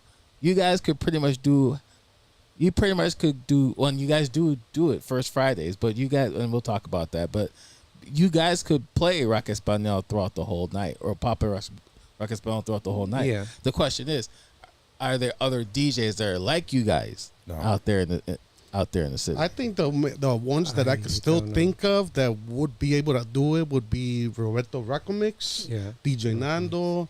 In fact, we had an event a couple years ago at Distro called Los Pioneros, and me and Diablo were on there with Racomix and Diablo and Enrique Tobias, which was still also And one of the Resistol was there too. So yeah, I mean they're DJs, and I want to thank the audience that consider me and Diablo the legends of rock pop in español, because that's what I get called. No maestro. That's DJ Bravo. Hey, bro, That's I'm just Bravo, saying. Bravo. Hey, That's Bravo. I agree with Dynamico. I think I think the music is going to be relevant for a very long time. I think that I think there's a lot of very you mentioned First Fridays, and what I see there is that maybe it won't be as relevant as it was in 2000 or as big as it was in 2000. Like the Band, I was the main DJ there. I played most of the night, and there were 2,000 people going there, every Saturday night, and that lasted for like 2 or 3 years or something like that. See, that's crazy. Why? Now, First Why? Friday, what I see in places like that is there's a lot of people of my generation that love this music and have, nostalgia for this music, and they go to those events. But there's a lot of younger people. There's new generations that also really like this music, and they are these places and they're dancing and they're singing to like, Tibiriche and Maná and Moenia and all of that stuff. So it's like, I don't think it's gone. I really don't think it's gone. And, we do a lot of events, just like you say, like Club Romo, right? I mean, the place was packed. I don't know if it was sold out. I don't know if it was 1,100 people or 700 people, but there was a big audience. And people were really into it. People were just like really into the rock in Espanol, the pop in Espanol. I mean, we all play a little bit of everything, and they dance. I also at private events, I see that more and more. People want to have rock en Español play at quinceañeras, rock en Español play at weddings, and all sort of events. They want some of that, and you play it, and people like really get into it. So Even those blanquitos. yep, even them. Yeah, because if you think about it, like I said, they used to play very little bit and one or two over at Medusa's in the alternative room. Yeah. Because they played. That's when Nirvana was breaking out. Back in 94, 95, mid 90s. yeah, and I mean that was hot, dude. That was that shit, man. It's fun, man. and It's like- fun playing the music, and like people when they go listen to it, it's like, I mean, Like you said, it's nostalgia. And I told him that because the first show that we went to with Gino, he turned around, he was like, I don't think I'm supposed to be here, bro. Shut up. It's not my age group. And then he turned Feel around, too he kept young. saying, yeah, bro. He was like, you ever seen the movie Cocoon? And I was like, you're an asshole, bro. That's fucked up. First of all, no, I'm joking. He didn't say that. But I mean, but it's just, I was enjoying it more. And he's like, damn. And I'm like, I love this stuff because you guys were just, I mean, playing the stuff that I remember from back in the days, back in the 95s. Yeah. You don't get to hear that a lot, especially as DJs and especially as club DJs. We got to go and hear American Stallion and your City Chicks and all this other crap. You know what I'm saying? Crap. It's crap. I'm gonna be honest with you. And the cool thing about it is, I think there's a turn in music right now that the kids don't like that new shit. I mean, the kids from the hood, they like the internet stuff. But I mean, the majority of the kids, I mean, when you come out, you can play U2, some Durant. I mean, mix that up with some cool shit and just throw people off, and you see people bobbing their heads, singing along to this shit. And you're just trying to kill songs, because whatever, it's the beginning of the night. But you have people that's bobbing their heads. It's like, wow, Yeah. that's cool. That's dope. now as far as like new DJs, Fuck 'em. I really I'm joking. no. I'm joking. Porquería. A lot of No, respect. You put no. your headphones and yourself on top of any crowd, and you have my respect. I don't say that for drivers, though. But for DJs, I mean, I don't know a lot of new DJs that play rock in Espanol. Maybe because I don't go out that much. And maybe because that's what I'm trying to get at, because why Al? But I would love to. couple I of- would love to if there's any DJs of rock en español out there. I mean, I would love to hear about them and see what they're doing. And it's always interesting to see and hear what other people are doing with the music that you used to play. This is where I'm getting at. So I don't mean to cut you off, Diablo. This is where I'm getting at. These two, they know what they're doing. They know the crowd. They know their audience. What I'm getting at is like, God forbid if they're not DJing anymore, who's the next two DJs are gonna take over playing? You heard his 16-year-old son, right? Okay. Yeah, he DJs, right? He DJs? Well, he's not yet, but Come on, Pops. He could. Come on, Pops. He's just carrying the equipment for now. Yeah, you Bravo gotta, said that he'll do it, but No, he won't. No, he won't. He's No, a he live won't. stream. Remember, his knees are bad. Stop it. Bravo. That's what but that's where I'm getting at. Because when they're not going to be DJing anymore, when they decide to hang it up, hang up the headphones, like who's going to be the top 2 DJs that's going to take over the reins of playing, what the audience want to hear. And they, honestly, they should be here by now, man, because I've been in this for a very long time. I never in my wildest dreams did I think that at 52 years old I was still gonna be doing like events at like Gino's event. Uh-huh. It's like if you told me that back in the 90s, I would have told you that you're insane. No, I'm not doing this anymore. I'm probably gonna be living it up in Mexico or something. But no, man, I love what I do, and I have no idea how much longer I'm gonna be doing this. But I love it. And I hope there's other DJs out there that have some passion for the music and they want to do it, Exactly. or just do it for the money, whichever. Just do it. Just do it. No. As long as you do it. Yeah, that pretty much what Jose is saying. Like, who's gonna pass? Who will the torch be passed to after you two? We don't know. I don't know. It's I don't know yet. It's hard to say, but I think like a lot of the Because DJs that you are still starting out now, I've gone to parties where I get invited to a wedding or a quinceañera, and they got a young DJ, and he's playing Maná, and he's playing Caifanes, and he's playing Vuela Vuela and all the songs that were back then, and Marador. Marador. and he's mixing it just like he's mixing his freestyles and his house. I think what it is the younger generation, when they're open format, they study the music so that they could play,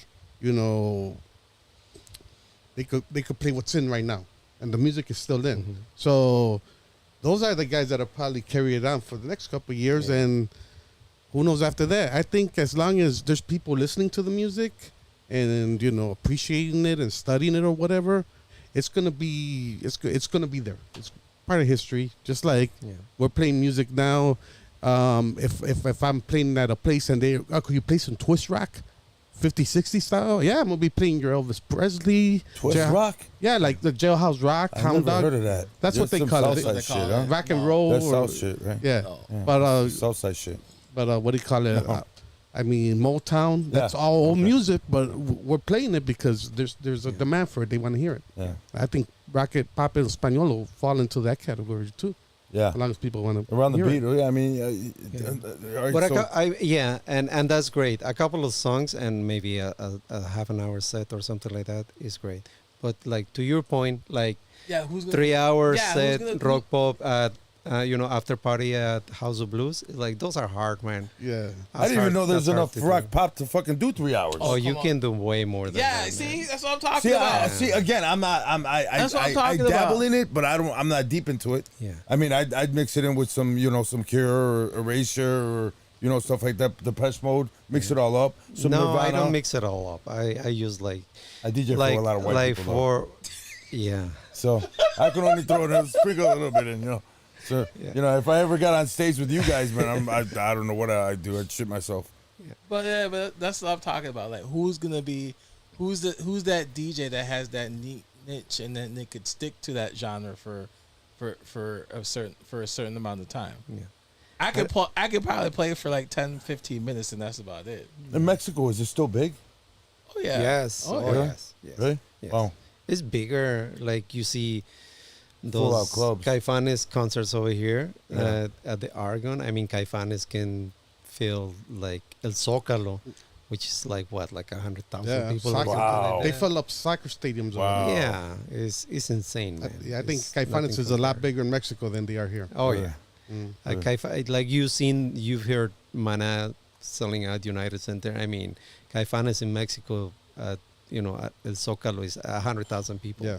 Wow. There. So Yeah. there goes there's your answer. To this day, if they're selling out shows at 100,000 people, I mean, again, you got 100,000 people out in Mexico though. yeah, but you got lucky guys like him that are gonna have promoters that are gonna from America that are gonna come over there, and a lot of people do go to Mexico to go and hang out or family or whatever the And case may be. there's a lot of us here now.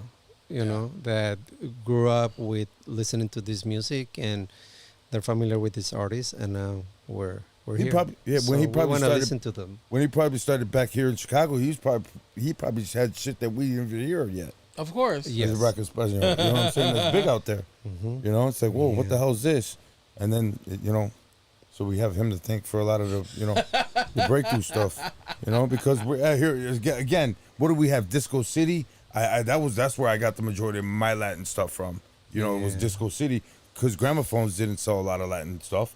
I mean, it was more alternative and you know and more housey and you know urban stuff. You know, over there, it's not a whole lot of Latin stuff that was actually pressed on vinyl to begin with that I know of. Because I don't have a lot of vinyl those bookies. That's about it. Those are good, man. No, I'm joking. Those are good vinyls. Yeah, I mean, those are, I mean, but do I ever play them? No.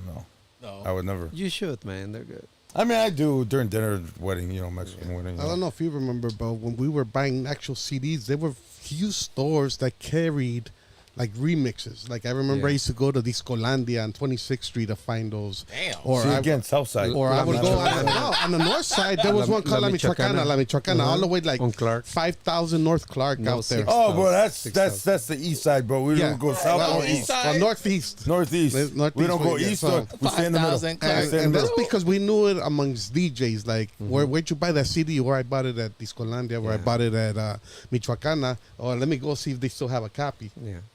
And if not, you will ask for one, and it will take a couple of weeks. Yeah, for they it would to have to come order out. it for you. Yeah, You and do it was that. double the price. Yeah. You know. Yeah, either that or they went to the back room and they Yeah. No, got this no. one, bro, right here. I got They this didn't, one. they didn't buy a lot because not a lot of people knew about this artist. Yeah. So, you know, they don't want to buy 40 CDs of, you know, Phobia, and then, you know, who's going to buy them? Yeah, they're There's not like gonna 3 sell out. DJs that play it. So that's it. Just the DJs were playing it. That's Yeah. it. Yeah. I want to talk about these because I know you guys got a couple of events coming up. So first of all, well, before I get into the events that you guys start playing, you guys are playing together. I have a dumb question: who's the better Rock Espanol DJ? Ooh, Ah, man. You know, I've never he's from the motherland. So I'm sorry, bro. Sorry, bro. I don't That's know like- about the better one. Wow. I mean, we're both talented DJs and everything, but I would Oh. say the most popular, right there. That might be he's a been good the most answer popular because I mean, I don't even consider myself a good DJ. I mean, I think I'm okay. I'm okay of a DJ, but I obviously I have a lot of other DJs that I listen to and I like. I like when he plays, when we play together, I like listening to him. JC Soto. Even another good JC DJ. Soto is another DJ that he started playing with us recently. I asked him to play, and I knew about him for like forever, but never like really got to hear him playing. And then I invited him one time recently, like maybe 4 months ago, and I really like his style, the music that he plays, the remixes that he has. I really like it. You know, and same thing with like Roberto Rockomix. He's a great DJ, obviously. Like technically, he's probably the best DJ that I know. Like technique wise, he's very good at what he does. Rico Suave, I mean, he's great. He can really read the crowd and get the people going. You know, and he doesn't stick to one thing like we do. I mean, there's a lot of DJs, but like good DJ. Man, I don't think I'm a great DJ. No. Maybe I'm well known, but like more. I look more at it famous, this but way. Yeah. It's not just your skills, but also your crowd reading. And this guy packs the floor all the time. And the reason he does it is because he knows his music. He knows what's hot. He knows what the crowd is going to get into.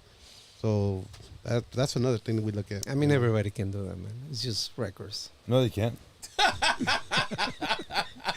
You can? I probably You can't. I quick mix, so I probably last about 5 Sure minutes without do. rocking Espanol. You sure Yeah, I'll match some shit up. man. Bravo commented. He said that Dynamico El Maestro is the best. And, There you go. Bravo, We have an and- answer. And Bravo, I was just playing about your knee thing, bro. I didn't expect you to get pissed off at me. Oh my goodness. Yeah, I can still do it. So what? I was like, yeah, I know you can, bro. It's all right. Oh, Sitting my down. goodness. No, Joe. See, that's another DJ that I don't remember. I don't think we ever met. Like Bravo? Bravo. Like I've heard his DJ name forever. Actually, he came by like Victoria one time, Yeah. and he just started playing there on Saturdays. Okay. He's got invited a couple of times with Miss Chicago and Miss Chicago. Yeah. Yeah. And I've heard his mixes and they're great. It's just like we never like really hang out. Yeah, he was with Woodrow for a while. Yeah. Yeah, He was there for a actually while. was. He was another blessed guy. Another one who had the silver spoon, you know, Yeah. fed to him. I hate those guys. I know. I tell you.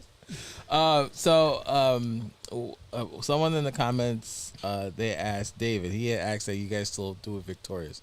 So you guys do first Fridays at Victoria's and over Logan La Square. Victoria. Yeah. La Yes, Victoria and yes, Logan yes. Square. So Mhm. explain that real quick for the people in the live So stream. La Victoria is a Mexican restaurant and a bar. I've been there. Nice Right. spot. Good food. Yeah, it's been open for a while, maybe 3 or 4 years, and it's Frank's place. Frank Monroy. He has another partner, but that's his place, and so he didn't have a license to have DJs there for the longest time. It took forever for them to get a license, but That's the city. once he got a license, he asked me if. Well, he didn't ask me to play. He actually told me, "Hey, I'm gonna do rock and Espanol events at La Victoria," and I say, "Whoa, that will be good. You know, let me know. I'll swing by." And he's like, "Well, actually, I want you to play there." And I say, "Sure, I can do that." And then he asked me, "Well, who else do you think will be a good fit?" And I said, "Well, Dynamico." Thank you for the invite. And then he's like, "Well, can you make the flyer?" And I like, "Sure." And so I end up like promoting the event with him. And so we started last year, December. Yeah, it's been about It's a year gonna ago. be a year. Damn. And since the first night, the place just got packed. Where's that at? La Victoria. By So Ful- it's- Milwaukee near it- Fullerton around there. It's on well, you probably don't know, but it's on it's in Logan Square. It's on Milwaukee. It's right by Milwaukee in California. I Yeah, think? between California and Sacramento. Yeah. Almost. There's a close. Target It's a- right it's a- over. yeah, it's a little west of Fullerton. There's a Target right there. I'm not sure if you know about the Federales. That's right across the street. Oh, okay. Yeah. Okay, yeah. That's where Yeah. it is. It's like welcome back. By welcome back's kitty corner from that I Target. think so. Yeah, by the car wash. Right in Gas front of station. the car wash. Yeah. Okay. right All right. by the Oh, car that's a nice. Oh, with the big patio. Yes. Yeah. Oh, that's it. Yeah, Okay. patio in I front. passed that place so many. That place is always packed, Yeah. even during the day. Yeah. Yeah, even during the day. I mean, it's a very good place. They have very good food. They have very good drinks, and they have good music as well. Oh, So come we on. started playing there once a month, and we've been there for a year now. Yes, it's And then almost a the, year. the same owners opened up another restaurant like 3 or 4 blocks west called Mucho Gusto. Mhm. And they invited us. They invited Diablo, and Diablo, of course, brought me along, and we were doing every Friday there. It had real good nights, but the thing was when you do it every week, it's hard to keep a steady crowd. Yeah, you know. it was more challenging. Yeah, I don't know exactly what it is, but sometimes it happens. You have some places that you do very little promotion and the place just gets packed, and then some other places where you just like promote the hell out of it and you get frustrated because like not a lot of people. I think I know what happened with Mucho Gusto because I remember they did a lot of ads on Instagram a lot for it. For Mucho Gusto, they were opening soon, and then they had a soft opening and it was packed. There's a lot of people there for the soft opening. Grand opening, same thing. It was packed. It was busy. I don't know what the hell happened. I don't know what happened over there. And the restaurant is good. I mean, there's people there dining and all of that, but like the scene and the vibe did not happen the same as La Victoria. Mm-hmm. But it has a lot of potential. It's a beautiful place, and it sounds great. It sounds very good. But now we are at La Victoria, and we have a couple of other events besides that too. We Yeah. have You think- Black Friday. You guys are having Black Friday. We're gonna be at Fame. We're gonna do a new wave and rock and Espanol night over there with Antonio, yes, and Frankie V. and Frankie P. Yeah, and then I think you guys got the couple of the dominating six out there. You Yeah, got, Rick Guerrero, Rick Pablo Guerrero and Pancao. Pau Yeah. Cao, then, Julius Oliver is going to be playing Oh, New shit. Wave as Rick He's well. gonna Guerrero, be a be guest careful with DJ. him. Stop. Watch that guy. Rick Actually, Guerrero. Rick Guerrero was also another RG. original V5 when they turned V5 DJ along He with was. Diablo. No shit. They Yes. played But he's together. a OG, triple OG. He was there before. Oh yeah, he was part of before. Volume from Yeah. the beginning. Volume Right, Entertainment. right. Rick Guerrero joined when it was V5, but Rick Guerrero, from what I remember, he made his introduction to the promotion when you guys were at my sister's house, Casa de mi Yes. hermana. Mm-hmm. Yeah. Wow. That's where he got it Yeah. started. Wow. Mhm. That's crazy. That's man. Wow. It's just like me. When I first joined Viva, I was with Pablo Punkout. Wow. He was the new wave DJ under Viva Pablo's Promotions. been around since Jesus. Yeah, I know. Stop it. Yes, he's been around for a long time. Pablo's DJ before you were born, bro. Okay. He still looks young. He does. Happy belated birthday, by the way. Oh my It was goodness. just his birthday last month. Yeah, last month. Last month. Still And then celebrating. also December 12th, you guys are part of that tribute concert Yeah, over at so Joe's. December Yes. 12th, we're going to be at Joe's Bar. That's an event with Bad Hombre, which is Antonio Cordova. Antonio Cordova, one of the cool things does, he brings live rock bands. So he's bringing a band from LA, California called La Chilanga Banda, which is a cover band for Café Tacuba. And also they're also going to do Ingrata. covers for Caifanes and Jaguares. No shit. It's a So really that's- good that's band. It's a great band. Real good band. That sounds fun. And they play everything, man. They played Timbiriche Yeah. one time. Like, man, they sound good. Yeah, they're very, very very good good. band. Well, that should be a great night. And also, there's another event. It's in December, I believe, 20th, 22nd. Oh, yeah, that one I'm not a part of. It's a but fundraiser. yeah. It's actually You're Antonio right now. Cordova is At doing Distro. this. Yeah, he's doing this toy drive for kids that have been affected by all of those rapes, and like some kids lost their families because they got cut on the eyes, rapes, and all of that. So he's doing a toy drive for to donate a lot of toys for those families that Okay. need it. That's cool. Yeah. Before I normally towards the end of the show I ask our guests some questions towards the end of the show, but there's some questions in the live stream here, so we're gonna go through that real quick. Jose, he asks, where do you guys get your music from? Tough secret.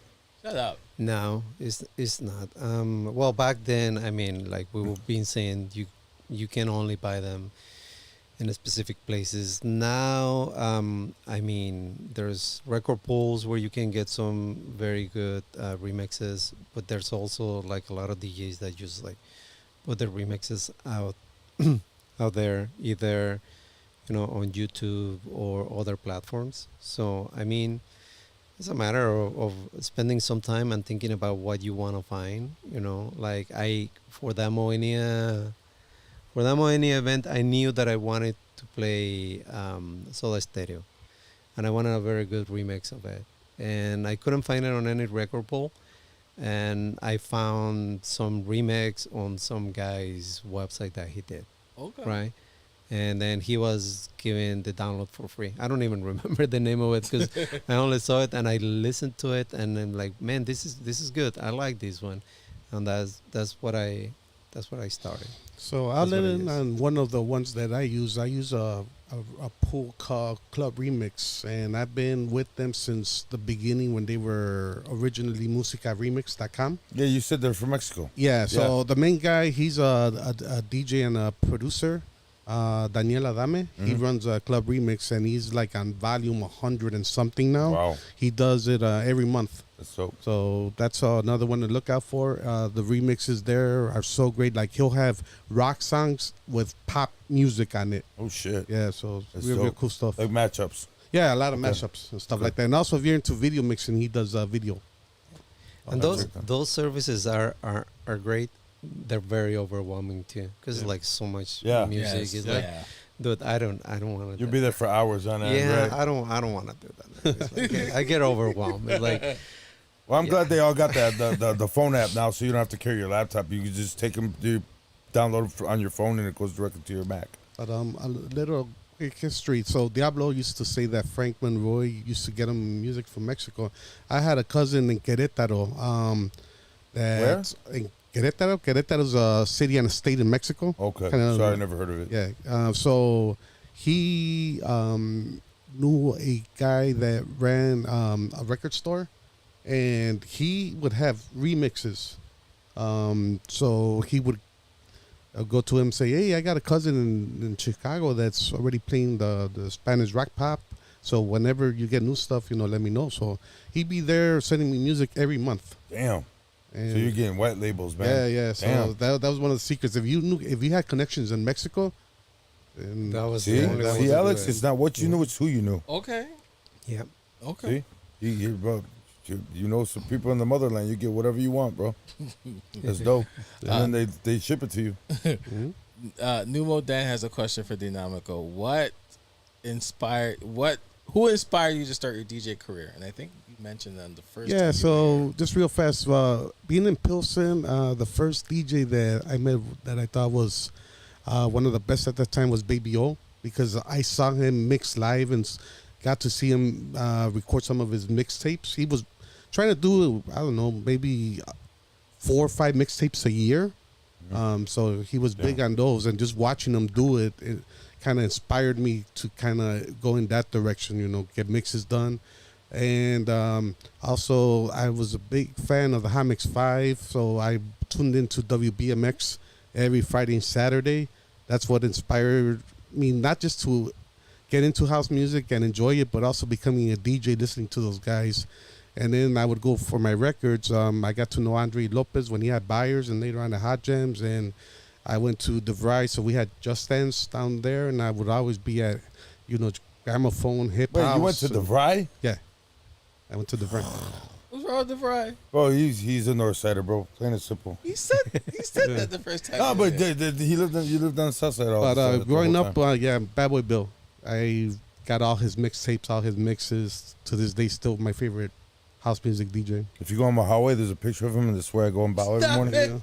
Yeah. And we're still waiting for him to see if we can get him I'm here. trying, bro. soon. It's not happening. You don't know that. Diablo, same question. Like, who inspired you to start your DJ career? He told you. No, I didn't. I was a did dancer. not have an inspiration. You just fell into it. Yes, I did. I just kind of somehow found myself being a DJ. Now I got to put his Let me picture on ask the you bills. this. So, would you say DJ Juanjo was like your inspiration in Mexico, or was there other DJs that were bigger? He was my teacher, but I wasn't like I want to play like DJ Juanjo. Oh, okay. Mm-hmm. It was more like, you want to learn how to DJ, sure. And then I learned, and then when I was here, I couldn't listen to anybody, and house music, I like house music, but I wasn't like really into house music, so I could listen to like the B96 DJs that were playing back there.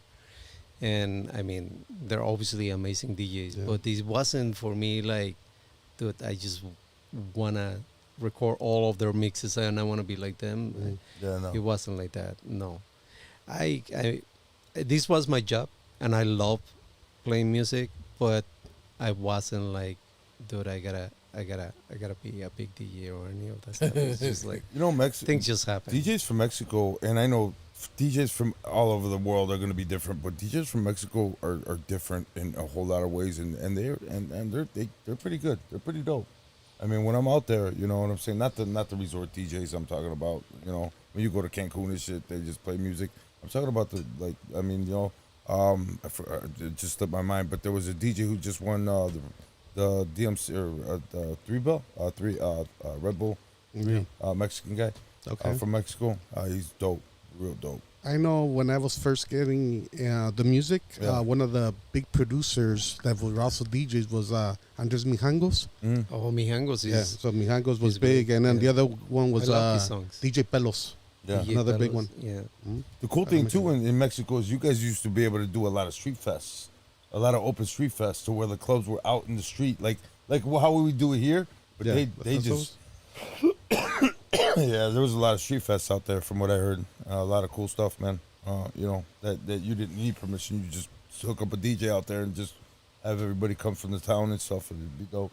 DJ, look at what's going on, sir. Oh shit! Numo Dan Look has out. Numo Dan has a question for Diablo. What was your first English record? My first English record. So I used to be a top 40 DJs in Mexico, right? When I got here, and I went record shopping before Frank decided I was just gonna play rock in español.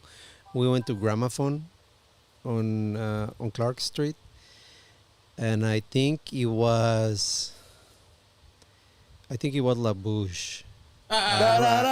Yeah, I think that's the record. My lover. Yes, that was one of the records that I Oh purchased my because I thought I God. was gonna be playing that kind of music because that's Oh, not here in kind of Chicago, like bro. the music What you mean? I was You don't playing. play La Bouche Be My On Love. Harlem Avenue. Not in the Spanish. Hey, No. I played that at Casanovas. People like that there. Now. Yeah. Because it's nostalgia. Yeah, the You played that back in the day. Euro scene got big. I remember playing that and playing like I mean, yeah, it got big to a Corona, point. Rhythm of the "Baby Night. Don't Hurt Me." What was that song? Baby, don't hurt me. Oh, from yeah. I know. That one and I don't know, but that was one of I kind of remember that. Fucking play John Cicada. Oh, I hate that song. Why? You hate John Cicada? Come on, man, I Cicada. hate that. I hate Come on, that that's a song. good song, bro. It's great to hear in Really? the elevator. Really? You think It's so? great elevator music, Oh, man. yeah, okay. Yeah, all right. But, Hey, there was a couple other questions. Somebody else. wait, hold on. I can't get back there. I was reading the comments. Phenom said that I Phenom's- need to try harder to get Bad Boy Bill on the show. Yeah, right. Yeah, right. Hold your breath, Phenom. Right. Oh, Hold your breath. Isaiah Soto, he said, will there be a Dynamico and Diablo rooftop event? I think yeah, most likely yes. I know Especially when after this Black Friday event, it's gonna be good. It's gonna be good. I got and- invited to some of the ones that you guys did in the past, but I due to my bookings somewhere else, I had to pass on those. I think I see some coming up probably next year. Yeah. Rooftop party So- because they were popular. So this is a two-part question. Number one, what do you guys listen to when you're not spinning rock en español? What do you guys when you're in your car? what do Well, you I listen mentioned to? on the previous show, I love rock Yeah, music in English. The alternative. I grew up with like listening to AC/DC, metal. Metallica, You? hard rock metal. You? Yeah. What? And- You? in high You? school. So I'm I'm a joking. big fan of rock music, Rats. 80s, 90s, or what do you call it, hair band or Yeah, whatever. Rat. Yeah, Rat. You remember Rat? yeah, I remember Okay, Rat. cool. I'm just Scorpions. Scorpions, Guns N' Yeah. Roses. No, you see, that's all the cliche. I'm trying to get off that cliche Okay. stuff. You know, or Rat. You know, that's why I said Rat. A lot of people when you say Rat, they'll be like, "What?" I'll be like, "What the hell is that?" Mhm. What was that? Fuck. I forgot the other name. But so what do you listen to? I listen to everything, like really, like boy, anything from 80s to newer music. I like rock. I like pop. No, Um, Yeah, but you know what? I think the music that I listen the least is probably the music that I always play. duh. Right. Really? You know? Yeah, Well, yeah, it makes sense. yeah. I listen to like, well, my number one artist, like the one that I always play, like my Spotify every year. My number one artist for the past probably 5 years has been Luis Miguel. I play a lot Wow. of Luis Miguel all the time. I like Moenia, I like Kinky, I like Belanova. I like indie bands a lot. Okay. I like rock from Spain, like Lala Love You. I like Samurai. I like. Never heard of any of those. No, people. you haven't. No, you know, because they're and, indie. and it's They're great independent. music. I mean, I get lost on that sort of music, and I love all of that. That song, you know, Aceros del Pacifico. You probably never heard of them. Nah, I never you know, heard of them either. No. I have a list of them. You know, Adriana Cauduro. I love I'm recording it. all this on Spotify right now. Don't worry about it. It'll be all right. So, So my question for you, Diablo, would you ever, if you had it your way, would you ever try to like sneak those artists in during your DJ set? no, Really? no. I think. Well, I have. Uh-huh. I have, and I do once in a while. But I feel like when I'm playing at these events, it's a very predetermined Mhm. idea of what music people are gonna go there to listen to. Uh-huh. You know, and it's very hard to deviate from that. You know, not because I don't have anything else newer to play or because I don't like other things. It's because people want to listen to that, and I want to make sure that if they go once a month or every other week, I want to make sure that they listen to the music that they want to listen to. Gotcha. I want them to have a good time. I want them to dance and have fun. And I'm not going to sit over there and try to teach him a lesson. I'm like, hey, you should listen to this indie band. It's really good. No, Here, I'm going to play you these 5 songs that you never heard of. And, because us DJs that we like to break new records in, especially like songs that. Why are you shaking your head? When they're drunk. Oh, please. I don't like this. ¿Qué es esto, hey? Hermana. Like, what did he say? What did Dynamico say last time? He goes, bro, sometimes you gotta open up with the cliche shit. That's what they're there for. That's what they want to hear. Whether you like Yolanda or not, you gotta play it. Yeah. You know what I'm saying? I'm dead ass, right? I'm dead ass. And Dynamico said it. He goes, if I wanted to get fucking people on the floor, my top 2 hits are what? Mana. And what else? Mana. Mana, do do do do, mana, do do. Remember that? No, I just asked that question because us DJs we like to play stuff that's like off the beaten path, as you like to say, and stuff like that. So. I do, and Play some. I love opening the night. When I open the night, I play a little bit more of a mix of music. A lot of new songs, a lot of remixes of songs that you haven't heard. A lot of like more down tempo music, more synth and Espanol music that you haven't heard before. A lot of new remixes that you haven't heard before. I like that, It's a little bit of both. You play that and you play hits, and then you set the tone for the night. And then, sorry, go ahead. So no, that's what I wanted to know. My next one, what you mean not here in Chicago? No. My Because you'll play like 3 bangers and then you just go off the beaten path a little bit and you'll lose the dance floor because they're brainwashed. That ass. So we asked Dynamico the last time that he was on the show. So what's a typical DJ set for Diablo? Like close to like a typical night.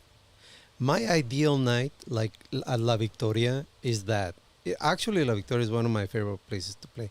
Also, House of Blues. Every time there's most of the times, about 90% of the time, there's a rock en español or music in Spanish band at House of Blues. We do an after set party there, and I do about a 3-hour set over there at the after party. And so I love to start, like I was telling you, like something like in the like 100 to 110 beat per minute songs, remixes of songs that you've never heard before. Susi Cuatro, some of those remixes. I love that music, and then from there you start ramping it up. Bring the tempo up, and then at the end of the night, you really need some bangers. Man, you need music that is gonna move people and make them dance, and not so much down tempo.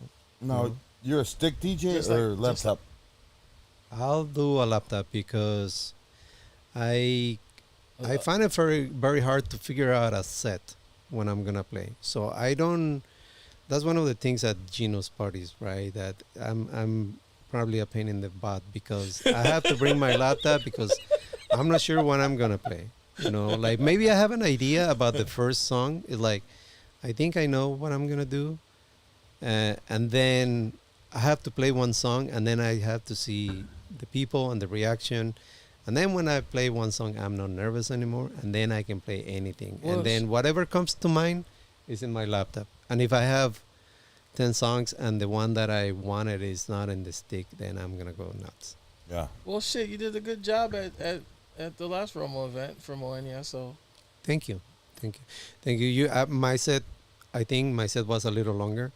So some of those were just like improvised. I would say that about 80% of that set was improvised. I knew what songs I wanted to play. I knew the first song. No, I didn't know the first song. I knew some of the songs I wanted to play, and I didn't know the order. I didn't know if I was going to play them or not. I was still in backstage on the laptop up until almost when they called me. That was after drinking the first, whiskey. first bottle or and second bottle? That was like the third bottle, man. Those bottles went fast. So, like, someone wow. said Reich brought them in there. So Those guys. Yeah, Reich wasn't working that day. So By he the way, was- I didn't know. I didn't know you could, or I don't think you can. But next time I'll bring some water. I was Flavored water. drink some water. Your gig. All right. So before we get out of here, Diablo, and we asked Dynamico the same questions last time he was on the show, but towards the end of the show, we always ask our guest DJs or our guest in general some questions towards the end of the show. So based on your response, we'll talk about that. So I think I could answer this question for you. Ask this question for you. Growing up, who was your favorite DJ? I did not have one. Didn't have one. Okay. himself. All right. So if you had it your way, what is your favorite DJ setup? That's a good question. I really like the setup at Mucho Gusto. That's All right, so probably what is So that? CDJs? they have the AZ. Oh, yeah. The AZ. The Alpha Terra AZ. So it's the What one with you the big play- screen and Yeah. the 4 channels. Yeah, I what like you it. play? What you played at the I like the it too. meetup? Yeah. DJ I meetup. like it. But the best sound system that have ever played with, I mean everything, like the nightclub and the setup, and I mean even in the monitors, it sounded amazing. Was at Soundbar. Yes. Oh yeah, soundbars. Yeah. Yeah, bro. soundbar, of course. Yeah. Yeah, I was blown away First floor, by that. second I floor, was just about to say that. first floor, right? First floor. Yeah, first floor. The basement's there. So that first floor sound system is incredible. They got the void system. No shit. The No shit. No that's nada. void system. What's your favorite genre of music to play? Wow. Well, yeah, this has got to be rock en español. Yeah, I like playing that. What? I like Why? playing Why are that. you shaking your head? Why are you shaking your I head? at House of Blues I can do 3 hours straight just rock en español, not even pop. I just gotta like do my rock en fucking español. research. I didn't even think there was 3 hours worth of rock en español. Sorry. Dude, no there's like disrespect. 40 years of music. Yeah, no shit, bro. I'm way late, bro. Yeah. I mean, I can tell you the same thing about house music. If you ask me to play a house music set, I probably know like 10 songs. You want to trade? Be like Pokemon cards, like baseball cards. Here, play this 10, and let me know how it goes. So I have a stupid question out. So your hard drive of like rock español, if you had to guess, how much like hard drive space of rock español do you have? Oh, I will say that is most of the music on my hard drive and my laptop, both. So I have like 3. I have no idea, man. So 3 terabytes. It's probably yes. Wow. 3 terabytes is a lot of wow. See, Shit, I didn't even think there was 3 hours. Now there's 3 terabytes. Fuck. I mean, yeah, I listen I'm to way a out. lot- I'm a way lot of out. music. Sorry, guys. Sorry. I know just the basic ones. You know. oh wow. If you had a favorite, what is your favorite venue to play in the past or in the current present? Well, there's been a lot. There's been a lot, but I think some places meant different things Yeah. at different times, right? Like Dynamico and I we were talking. So Marina 300 is one of my favorite places, obviously, because it was the first place I play and where Diablo started playing, right? Like I started playing as DJ Diablo. But then my sister house was kind of like it was kind of like the genesis of nightclubs for Latinos that like that kind of music. Because before that there were a lot of events, but there wasn't really a nightclub where Mexicanos and Latinos could go to dance that kind of music. It was like either a bar, a restaurant, or some other place Like like a that. hangout spot. Well, my sister house was a nightclub, and that place got packed. But then the convent came, and it was like a monster of a place, that lasted for many years, and there was just like thousands and thousands of people every month over there, So And I mean, that was basically for like the Latino community over there Yes, at the round. the same thing. Rock en español, some alternative, and then was another room with tropical music. Merengue, and none of these was before reggaeton, so it was like merengue, cumbia, bachata, stuff like that. Right now, I love La Victoria. I love playing at La Victoria and House of Blues. I will say House of Blues. The after parties at the Foundation Room, those are amazing, man. I'm gonna invite you guys because you gotta be at one of those things so you know what I'm talking about. Okay. I haven't been to House of Blues in years, man. I haven't been there. Actually, he gave me his spot one time. He couldn't make it, so he brought me in, and I know exactly what he's talking about. That night when I got a chance to play there, that was awesome. Well, again, this is nostalgia. You don't get these are, and we've talked about this in the past. These are niche. No, It's a sorry, niche but of a music. House of Blues is not like that because a House of Blues, the last show that I played there, it was who was playing, man. This band is called Me Estás Matando. I'm sorry, I forgot the Daniel Me Estás Matando. Mhm. I don't know if you know who Daniel Me Estás Matando. You probably guys don't know. They play bolero music with kind of like a little modern twist, Mhm. right? So they have nothing to do with rock en español or pop en español or any of that, Like a And bossa the crowd was very young, like early 20s, very young crowd. And I was there at the concert listening to their music, and I was thinking, what the hell am I gonna play with? I'm playing with her upstairs, because this is nothing of what I do. But then the concert ended and the after party started, and boy, they were just like jamming to every single song that I was playing, and it was all rock en español, pop en español, the music that I usually play at the House of Blues. What is stuff that And they could relate to? everything they were playing, they were dancing to everything. They were That's good. dancing to Moenia, they were dancing See, to Kinky, lucky, Caifanes, bro. Héroes del Silencio, Café Tacuba. They were dancing to all of that. see, They were, he's lucky. not only were they dancing, they were like they know the songs. They sing 'em. They Yeah. sing. They know the lyrics, and it's a very young crowd. So yeah, that was 2.5 hours set the night. Wow. Yeah. If you and I think you mentioned this before, but if you had to do an opening DJ set, who would you like to open up for? Oh boy. I don't know. I think I've opened for most of the bands that I like. Like I opened for Caifanes. Who says this stuff, man? Come on, bro. I Stop open- playing with me, man. I opened for Maná, Shakira. Show's over. I mean, just every artist. I don't want to talk Paulina Rubio, I love Paulina Rubio. I mean, Timbiriche maybe because it's not a band that exists anymore, and I never got to open for them. But like most of these other artists, I have the chance to do that.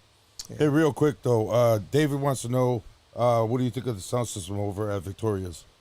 I like La Victoria. I like The sound system? Yeah, yeah. For that place, I think is ideal. Yeah, Because it's not really what you consider a nightclub. It's a more restaurant. restaurant. Yeah, and so it's a bar. But what I it's a bar. like about it is they got like a surround sound type of speakers. Like Yeah. you could go all the way to the back and the music's playing back Right, there. right. But it's You not know. loud. No, and it's not super loud, correct, Right. So yes. yeah, you got the difference. Yeah, you got that's more chill. Yeah. It's grown folk. And You they know, got- grown folk place. They got- Good way to put it. They got the Ref 7 over there too. So Yep. Really? Wow. That's not his favorite controller though. No, that's a mucho gusto. But La Victoria has a good controller too. yeah. If I did ask the opening DJ set. Do you prefer to do the private events or the bars and the clubs? They're both challenging, and that's very interesting to me. I will say that probably playing at the bars or the clubs, things like that. I think I like that. I like that better. Okay. Yeah, All right. I can be more myself when I'm at those events. Private events, you have to do a little bit of everything, which obviously I don't mind doing. Mm-hmm. But So you play some Little Dirk? No, He hasn't got a request not for it. really. You know who that is, right? No, Not Little Dork, but Little Dirk. no, I have no Are idea. you Yeah. familiar with trap music? No. Well, it's kind of like a very It's- down-tempo hip-hop. Fucking gangster rap. Oh, Be honest, gangster man. It's rap. porqueria, bro. It's garbage. If you It's do porqueria. quinceañeras, there might be a better chance of you being requested. Okay, that so than a wedding. I'm about- also an open format DJ, but there's about Whip music Nene? that I've never played How before. about Whip Nene? I've heard the song. yes, Okay. yeah. You never played it, though. It's like, no. I heard of it, never played it. I'm probably just teasing, bro. Probably not. I don't Nah, remember. He's like, no, I don't play that garbage. my Sorry, bro. Sorry. I'll find it on my laptop if I can. All right. So you mentioned this not too long ago. What's your favorite track right now? My So favorite track. Yeah. There's a track by Shimura Cinema that I really like. It's like synth pop in Spanish. Yes. Okay. I like Hey, check that out. All right. What's your favorite record pool? I use them sporadically, and I don't have a preference. I find them overwhelming overall. Okay. So, and you know, this is the thing. Like you were saying before, like right, rock and pop en español are such a niche, kind of like niche music segments. So to find a good pop en español remix on those record pools is very hard. very hard. Very hard. You know, you need to know exactly what you're looking for, because if you just like try to browse through everything that they have, I mean, they put hundreds of records every week. Yeah. Like I'm not gonna go through hundreds of songs just to try to find out if they have one Like one remix new that you might remix like. of pop in español. If I like it, Yeah. and maybe I can play it. Like no, I can't do that. Do you make your own remixes? No, I never got into that. Really? It's too time consuming. What it was for me was time consuming. I know this guy at Dynamico that does. Yeah. So if you ever need anything. So I pretty never good, did. too. I do well now with technology nowadays. I mean, with Serato and Stems.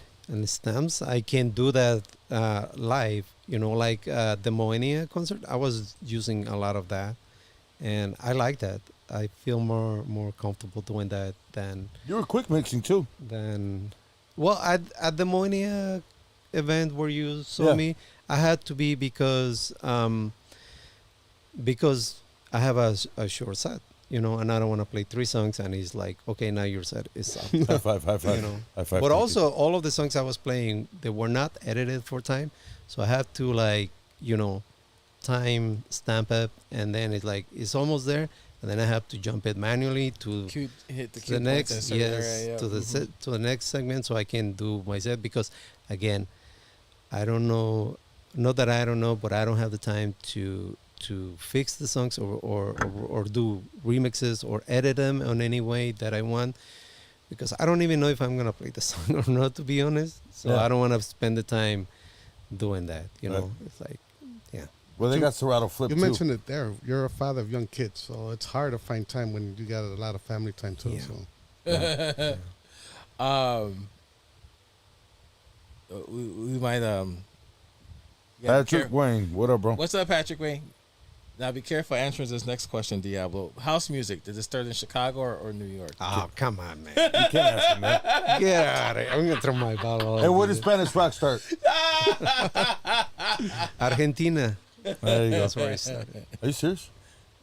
Spanish rock started in Argentina? Yeah, Argentina and Mexico. Yeah. Oh, okay, I didn't know that. So. Now you know. there was You a got me. history. There was a documentary on Netflix about You should the watch history that, of man. rock in Espanol, I think, and they mentioned I'm on some Puebla, bro. Argentina bands and what do you call it, rock bands. I think even wasn't there another country? Chile. Chile. There you go. Yeah, Mhm. Los Prisioneros Yep. are from Mhm. Chile. Yeah, because they didn't play a lot when you were out there in In Brazil? Yeah. No, they didn't play any of that in Brazil. They You don't would think play that that they in did. Brazil. You know really? Yeah. Wow. Samba. You would think that I mean, you know, Spanish rock, bro. The clubs I went out to, It's not Portuguese, I know, but still. I know, but the clubs I went out there in Rio, I mean, they played a lot of Brazilian funk, and then they also play like some reggaeton, and oh my God, I did hear some top 40. I freaking hear Beyonce and Ariana Grande. Yeah. I hear See what I'm Beyonce, saying? I You hear go out, Kanye. you go to another country, bro. You don't want to hear that shit. I hear some. Porquería. It's all I hear- good music, I hear- man. It's I all hear- good music. No, it's I hear not. a Yeah. little bit of hip hop. You got to hear that little Dirk, and then you'll change your mind. but it was mostly Brazilian funk and some reggaeton that I heard out there.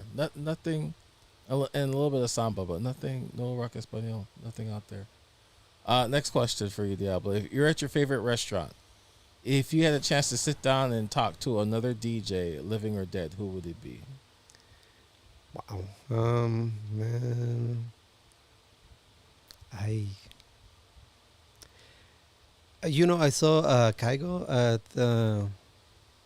at Lollapalooza. Oh, really? Yes, Okay. a couple of years ago. Yeah. Kygo. Kygo. Oh, Yeah, That he headlined at Lollapalooza one year. Yeah. that was an amazing set. So maybe with him. Okay. Maybe. Yeah. All right. would you ever grow your hair back? No. No. Okay. Your wife asked. It No, will I'm be joking. all, it will be all white now, and Hey, you know, you never know, man. it will crush my outfit. So Nah, I you'll be all right. probably You'll be don't good. want to do that. You'll be all right. Yeah. Got that salt and pepper thing, bro. All right. Yo también. What's your DJ's pet peeve? What pisses you off as a DJ?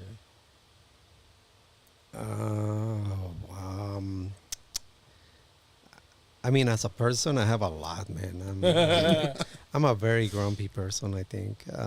Not as grumpy as you do. No, man. I'm not grumpy. I'm grumpy. Okay. Yes.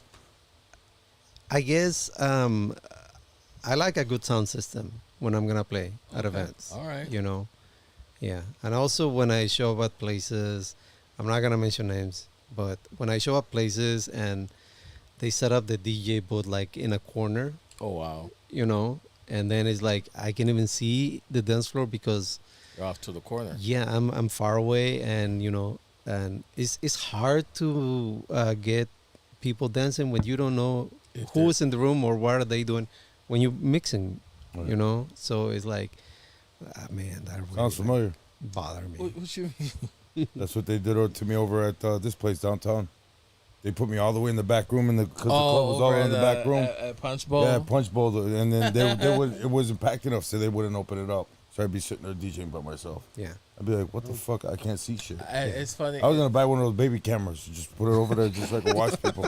It's funny because Serious. I remember the whole. Oh, you probably don't remember when I was playing at LG's in Old Town. They were having issues of getting their PPA license. Well, yeah, or that's anything, right. So stuff you're like that. hidden. I was hidden. I had to Yeah, go he was play- in the closet. I had to go play. Not literally in the closet, but he was in the I had to closet. go play upstairs. I had to play upstairs. In the closet. Was in the office. I had to go play. so you couldn't see anything. Well, Yeah, the cameras. they had cameras. Okay. They had security cameras. Yeah, but They had cameras. Hey around guys. But I couldn't see. I couldn't be there with the crowd, but I could just see through the Yeah. cameras and see what they were playing and stuff like that. So Yeah. that was kind of hard because I would have to have like a booth monitor with me upstairs in the office to DJ.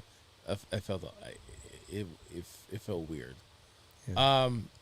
Next question, and I write this down. Who would you like to see on the show here?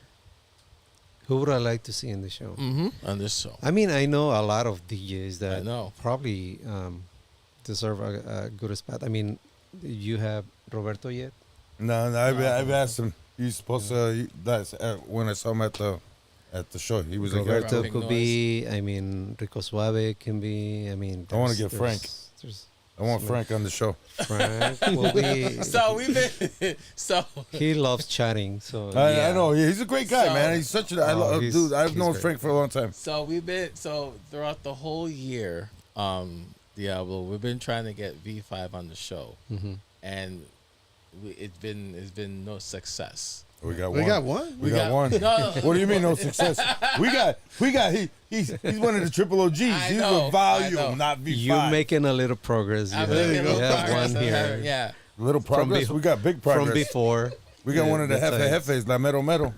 Yeah. So we're trying to get Frank on the show, but hopefully, we'll make it happen. I'll make sure he never comes over here. Why?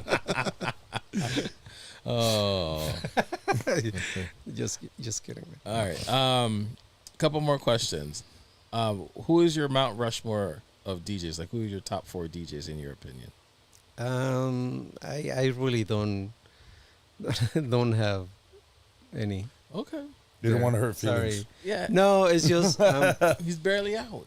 yeah. He's too busy. He's I working. just He's- listen to all kind of music. I could listen to all kind of DJs. You know, I mean, Mexican DJs, just like you were saying. They're You know, dope. I really like Susi Cuatro. He's an artist and he's also a DJ Mm. and has some great sets. But like, I mean, I don't consider anybody like a Mount Rushmore. Okay. How All about you? You're going to teach your kids? Yes, yes, yeah. Yeah. And my daughter too. My daughter Isabella. She's 14 years old and she's very interested. That's on awesome. Yeah. You're going to be a tour manager. Been there, done that, man. Someday. Seriously, bro. Who's that? My tour manager, my father, my bouncer. You got it all right here. Rather than my DJ. So you got your oldest is your son? So I have 4. Diego is 23. Oh, wow. Gabriel is 16 years old. He's the one that helps me at private events. Isabella, she's 14. And Dante is 6 years old. Yeah, awesome. Yeah. Wow. You don't even look 24. I am not. No, I know. You look 22, I'm 23. a young, I got I'm a it. young That's kid, good. man. It's that Latin blood. He doesn't he look young? He does. He He does. looks young. It's like It's dyed the hair. It's the, It's the, just- you it's could the dye that, haircut. bro. It's the hair. I Just should for do men. that. I should do that. No, you could dye it silver like that No, nowadays. no. I got, dude, Yeah, I got a silver fox now. You gonna have him. Dude, you the see silver these? fox look going on? You see some of these girls coming out with straight gray hair now? Yes. Yes. Man, yeah. Parece. Not convinced. Last question. Any advice to upcoming DJs, Diablo? No, not really. Not really. No advice, really? I don't. Yeah.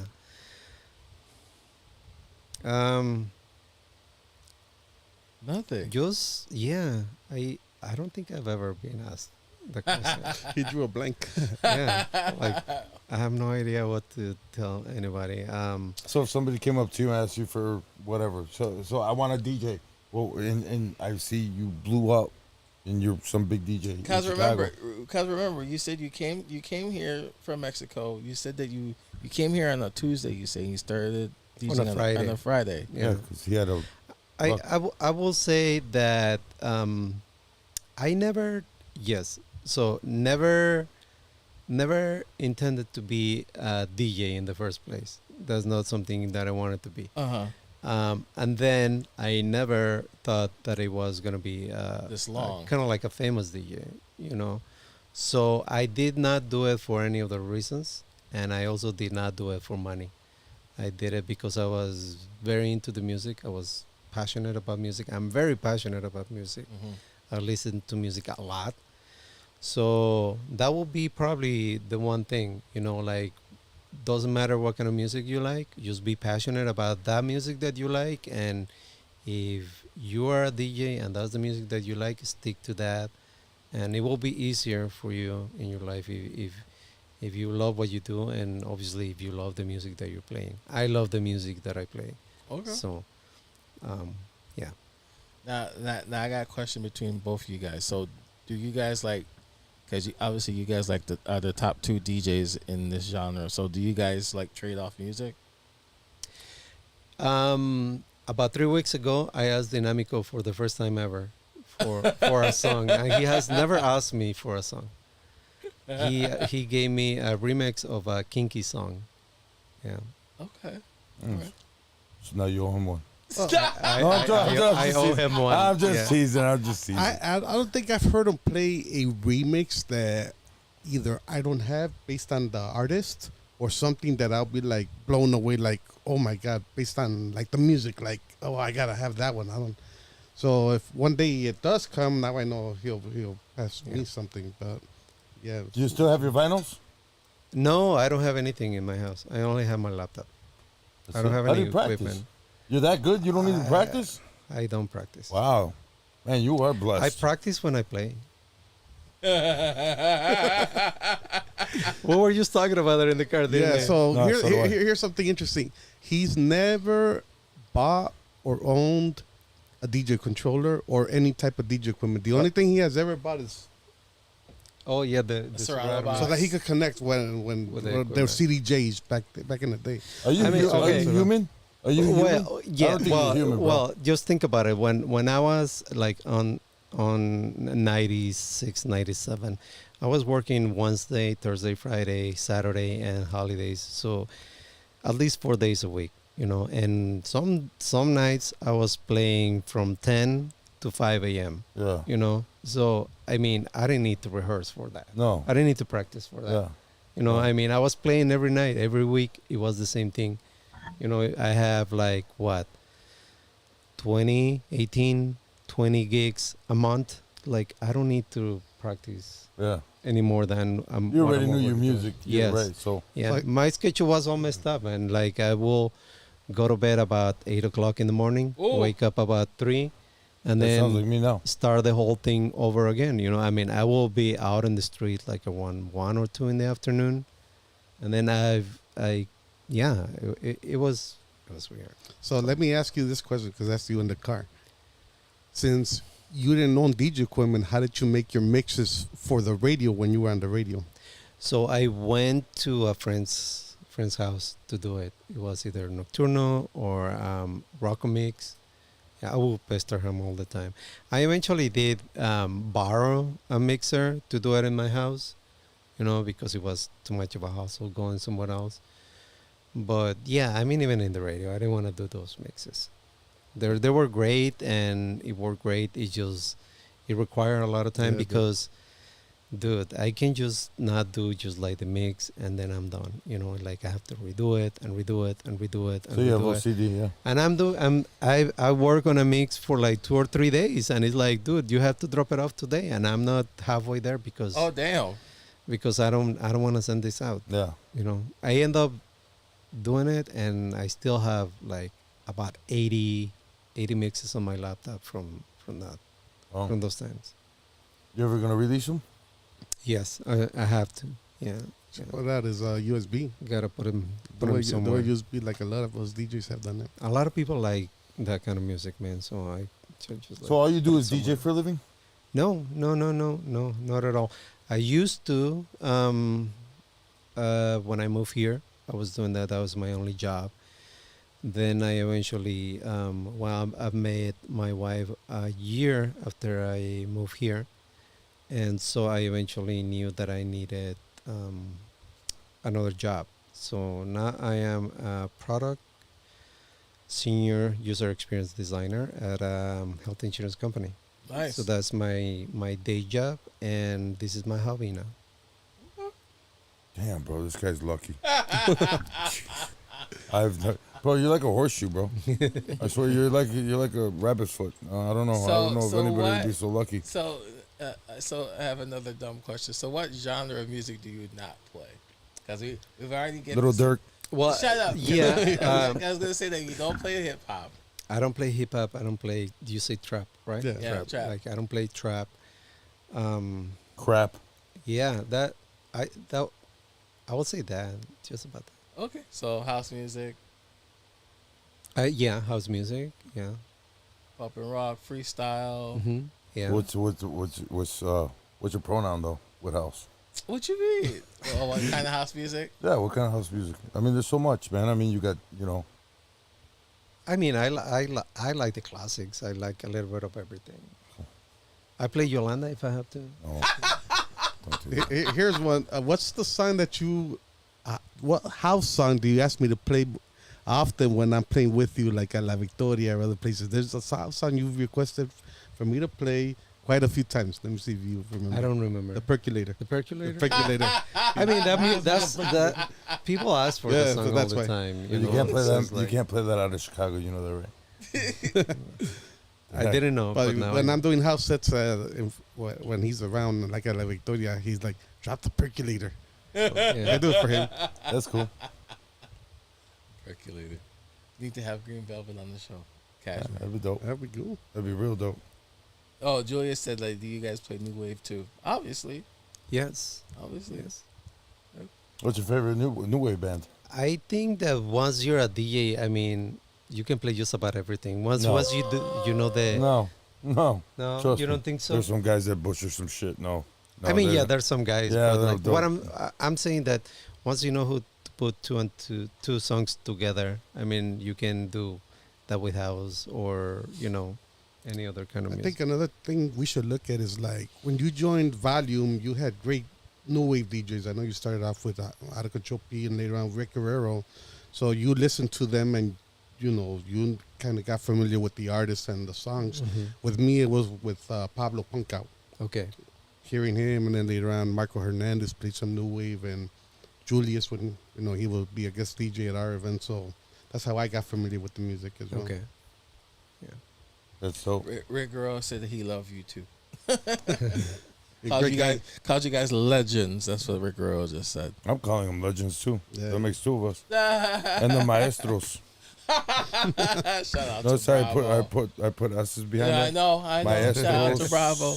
Shout out to Bravo. That's cool though, man. I mean, to have that niche, to come here, and to still be rocking it to this day is a blessing, man. It is. It's a blessing. I feel very, very fortunate to do what I do.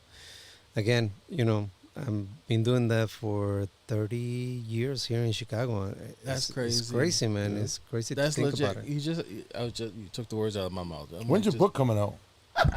I have one. Really? Yeah, there's one. Yeah. Okay. Like I said, it's like Diablo just said. Like it's crazy. 30 years. It's kind of like what was it? 2 years ago or was it last year or the year before? Like 40 years of house music. Yeah. And Last year. Yeah, but now 30 years of them playing rock español. It's been out way before that. I too. know, but you know what I mean. But it's just. But I mean, It's we're crazy. talking to two of the guys who actually laid the foundation for this shit for in Chicago. In Chicago, yeah. In Chicago, because I don't know how big it is in like Texas and stuff like that. I Oh, don't it's know. huge, man. Oh, in Texas. It was the same thing about the same time in the middle of the 90s, in the mid 90s. The whole thing, not just in Texas, in LA and New York. I mean, All the major cities. I play in New York. I played in California, many cities. I play in Texas. I mean, I play in a lot of other states as well. So yeah, it's interesting because it was like no matter where I play, kind of like the same music and the same ambience was, it was the same ambience and music in all of those cities. So This is burning a hole in my mind right now, man. Because how scary is it just to say, "Fuck it, I'm out. I'm leaving. I'm packing my stuff and going to Chicago, going to America, completely different. Everything's different, on a whim." yeah, I was very young and I didn't have You got cojones, much. bro. You got a lot of No, I think I just didn't have much to lose. yeah. I didn't have a family, didn't really have a job, and I didn't really have a career. So So it's a going blessing to in another disguise. city, yeah, it's scary. It's scary as hell. It wasn't easy. I mean, it was very hard. Yeah. There were, and a lot of trust in Frank. I'm not gonna tell you about that, but there were a lot of friends that were there for me. Yeah. Frank was one of them. Yeah. Oscar, Rico Suave was another guy that helped me immensely. Mhm. He saw me as his brother, and dude, a month ago I didn't even know you. And that was great. There was another friend of mine, David, El Chobos. He fed me, for many days and welcomed me into his house. And it's crazy, that all these people just open up their arms and their houses and, hold me out. So, Wow. yeah. I mean, dude, you picked the wrong DJ name. Right, Should be Diablo. It's like DJ Blessings. it's like DJ Blessed. DJ Lucky, there might be DJ another. Lucky. DJ that. might be Actually, taken. I think he picked the right DJ name because at that time the image of him being a rock DJ with the long hair Yeah. and the name just Oh yeah, he fit the image. Yeah. mixing at the biggest nightclubs in Chicago. I mean, I remember we were in competing what do you call it, promotions, right? See, I knew it. was I knew Viva there was some and type you of were a little Volume, bit. and people would tell me, they're like, dude, how do you compare yourself to Diablo? And I said, I'm not comparing myself. He is who he is, and I am who I am. It's like Bad Boy Bill comparing himself to, or Julian comparing himself to Bad Boy Bill. You know, they're both great house DJs. They're legends, but now one's trying to go after the other one. You know, Sorry, you can't I compare. saw it as another There's no comparison at all. industry DJ. Also, you know, helping out with, well, it brings the industry together. Right. The rock and Espanol industry. Yeah, there were the big nightclubs out there, and I was happy that at that time I had my residency at Tequila Nightclub after Rocco Mix left. But him being at a big mammoth place like the Convent, I was like, wow, you know. So I always saw him as the most popular rock and Espanol DJ because of that, the image that you had, and also being part of the biggest promotion company out there. So did you know English when you came here? No. Well, Not at all? I had some basic words. Yeah, fuck you, and ass. things like I got that. you. I never thought about moving here to live here. You know, it was just an adventure for me. I'm gonna see what's up, what's going on there, and then I like playing, and then I kind of like establish my life here, and then That's I your met wife? my wife, and you know. Then I have to determine, okay, is it my life is gonna happen here, or because that's not what I wanted, and I don't think. I mean, you have to decide. You build your life over here, then you know all your family and friends and relatives and everything that you've ever known is in Mexico. You know, so if I build my life over here, then I'm not gonna have that anymore. Yes, I can go and visit, but that's different. You know. Do you miss it? Yes. Yeah. Yes, I miss it, but it's like you missing high school, right? No, you go not at all. back to the high school. No. You go back. You can go back to your high school. Yeah, no, I right? can't. No, and they the closed bill. down. Okay, but think about it. No, I You know. can go back to the place, and the place looks the same, but all the people there are different. Yeah. They're not the people that Right. were there when you were there. Right. So the whole thing is the same, but it's totally different. Yeah. So even when you go, it's not the same. So all of that is just like lives in your memory.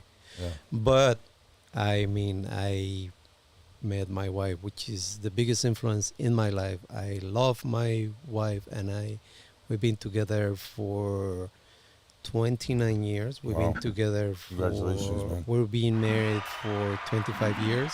Oh, And you know, she backbone. she's the biggest influence in my life. She probably make me what I am right now, as a person, as you know, as a family man. And she encouraged me to find a career for myself, which now I have.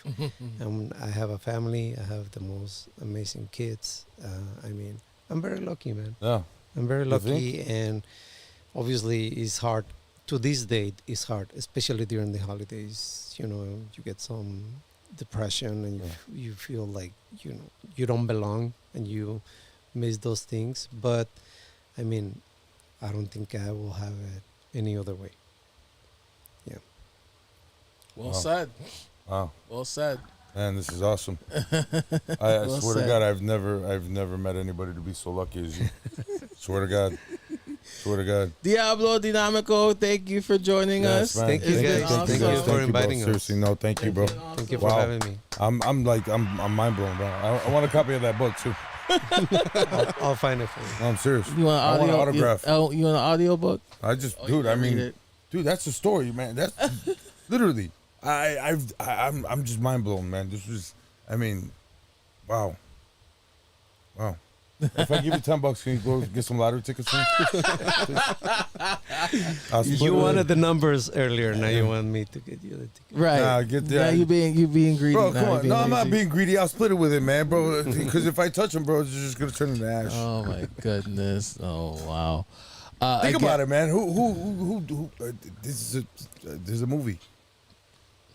It's a movie or an autobiography in the making. Or a very good podcast, you know. No, I want to make a movie out of it, man. Do you want to make a movie? Somebody to come Be here. a I'm long-ass movie. gonna call it Lucky. Be a long, I'm gonna call it He's Lucky. be a long ass movie. You're lucky. Oh You're wow. All right. Again, Dynamico, thank you. Thank you for having me Diablo, again, thank guys. you. Thank you guys. Thank you Thank you guys. guys. Seriously. Been awesome. And thank you for, Thanks for having me. introducing me to your beautiful family, man. Okay, It was awesome. That was awesome. That's cool. Your kids, man, proud dads. They're proud kids. Same thing with you. Your kids probably. My dad's a DJ, one of the biggest DJs. My goodness. This is awesome. Real. All right. Again, thank you guys for joining us on our podcast here, the Industry DJs. Check us out on your favorite streaming platforms: Apple, Google Podcasts, Amazon Music, Stitcher, and the Anchor app. Check us out on social media. Follow us on TikTok at the Industry DJs, also on Instagram, and of course our Facebook page at the Industry DJs. Check out Dynamico and Diablo first Fridays over at La Victoria, over in the Logan Square neighborhood, over there on Milwaukee, California. First Fridays, and then also Black Friday, you guys will be also over at Fame. Yeah, correct. Yes. Yep, Fame nightclub over there. Where's that at? It's in Ontario. It's very Downtown. close to Y Bar. It's like across a lot. Oh, okay. Yeah. Over Oh, there. the old Entourage. Yes. Okay. That exactly. Okay. Oh yeah, the old, Yeah. yeah, that's right, the old Yeah. Entourage. Damn. Okay. Mm-hmm. Wow. Okay. And then also on December 12th. Yeah, we'll be at Joe's Bar on Wheat Street. Yes. That Damn. night. A lot of rock in Espanol with Damn. live bands and nice Cover bands. Friday, right? Diablo. Yep. Friday, Yeah, yeah, Friday. Friday. Friday, I'm gonna have to go December check 12th. that out. Friday, I'm gonna have to go December check So that out. one more announcement. Next coming first Friday, which is going to be on Friday, December 5th. I'm also going to be celebrating my birthday. So Uh-oh. Hey, whoever wants to come party with me? 25 years old. Uh-oh. Times Uh-oh. two. Bravo, Fina, where y'all at? No. One can't walk and one can't drink. You stupid. Oh my God. Love you guys. Oh, wow. My Thank boys. Thank you for having me. Thank No, you, no, thank you, Diablo. man. Seriously. Thank This you, is- Dominico. Thank you This guys is so much. this is a rags to riches story, man. This is awesome. Right. This is awesome. Seriously, I'm impressed. To the words of Party Rock, Pete, support your local DJs. To the words of I'll do it like this. Stay safe, stay vigilant. We love you. And we'll see you guys next week. See you guys. Peace. Peace.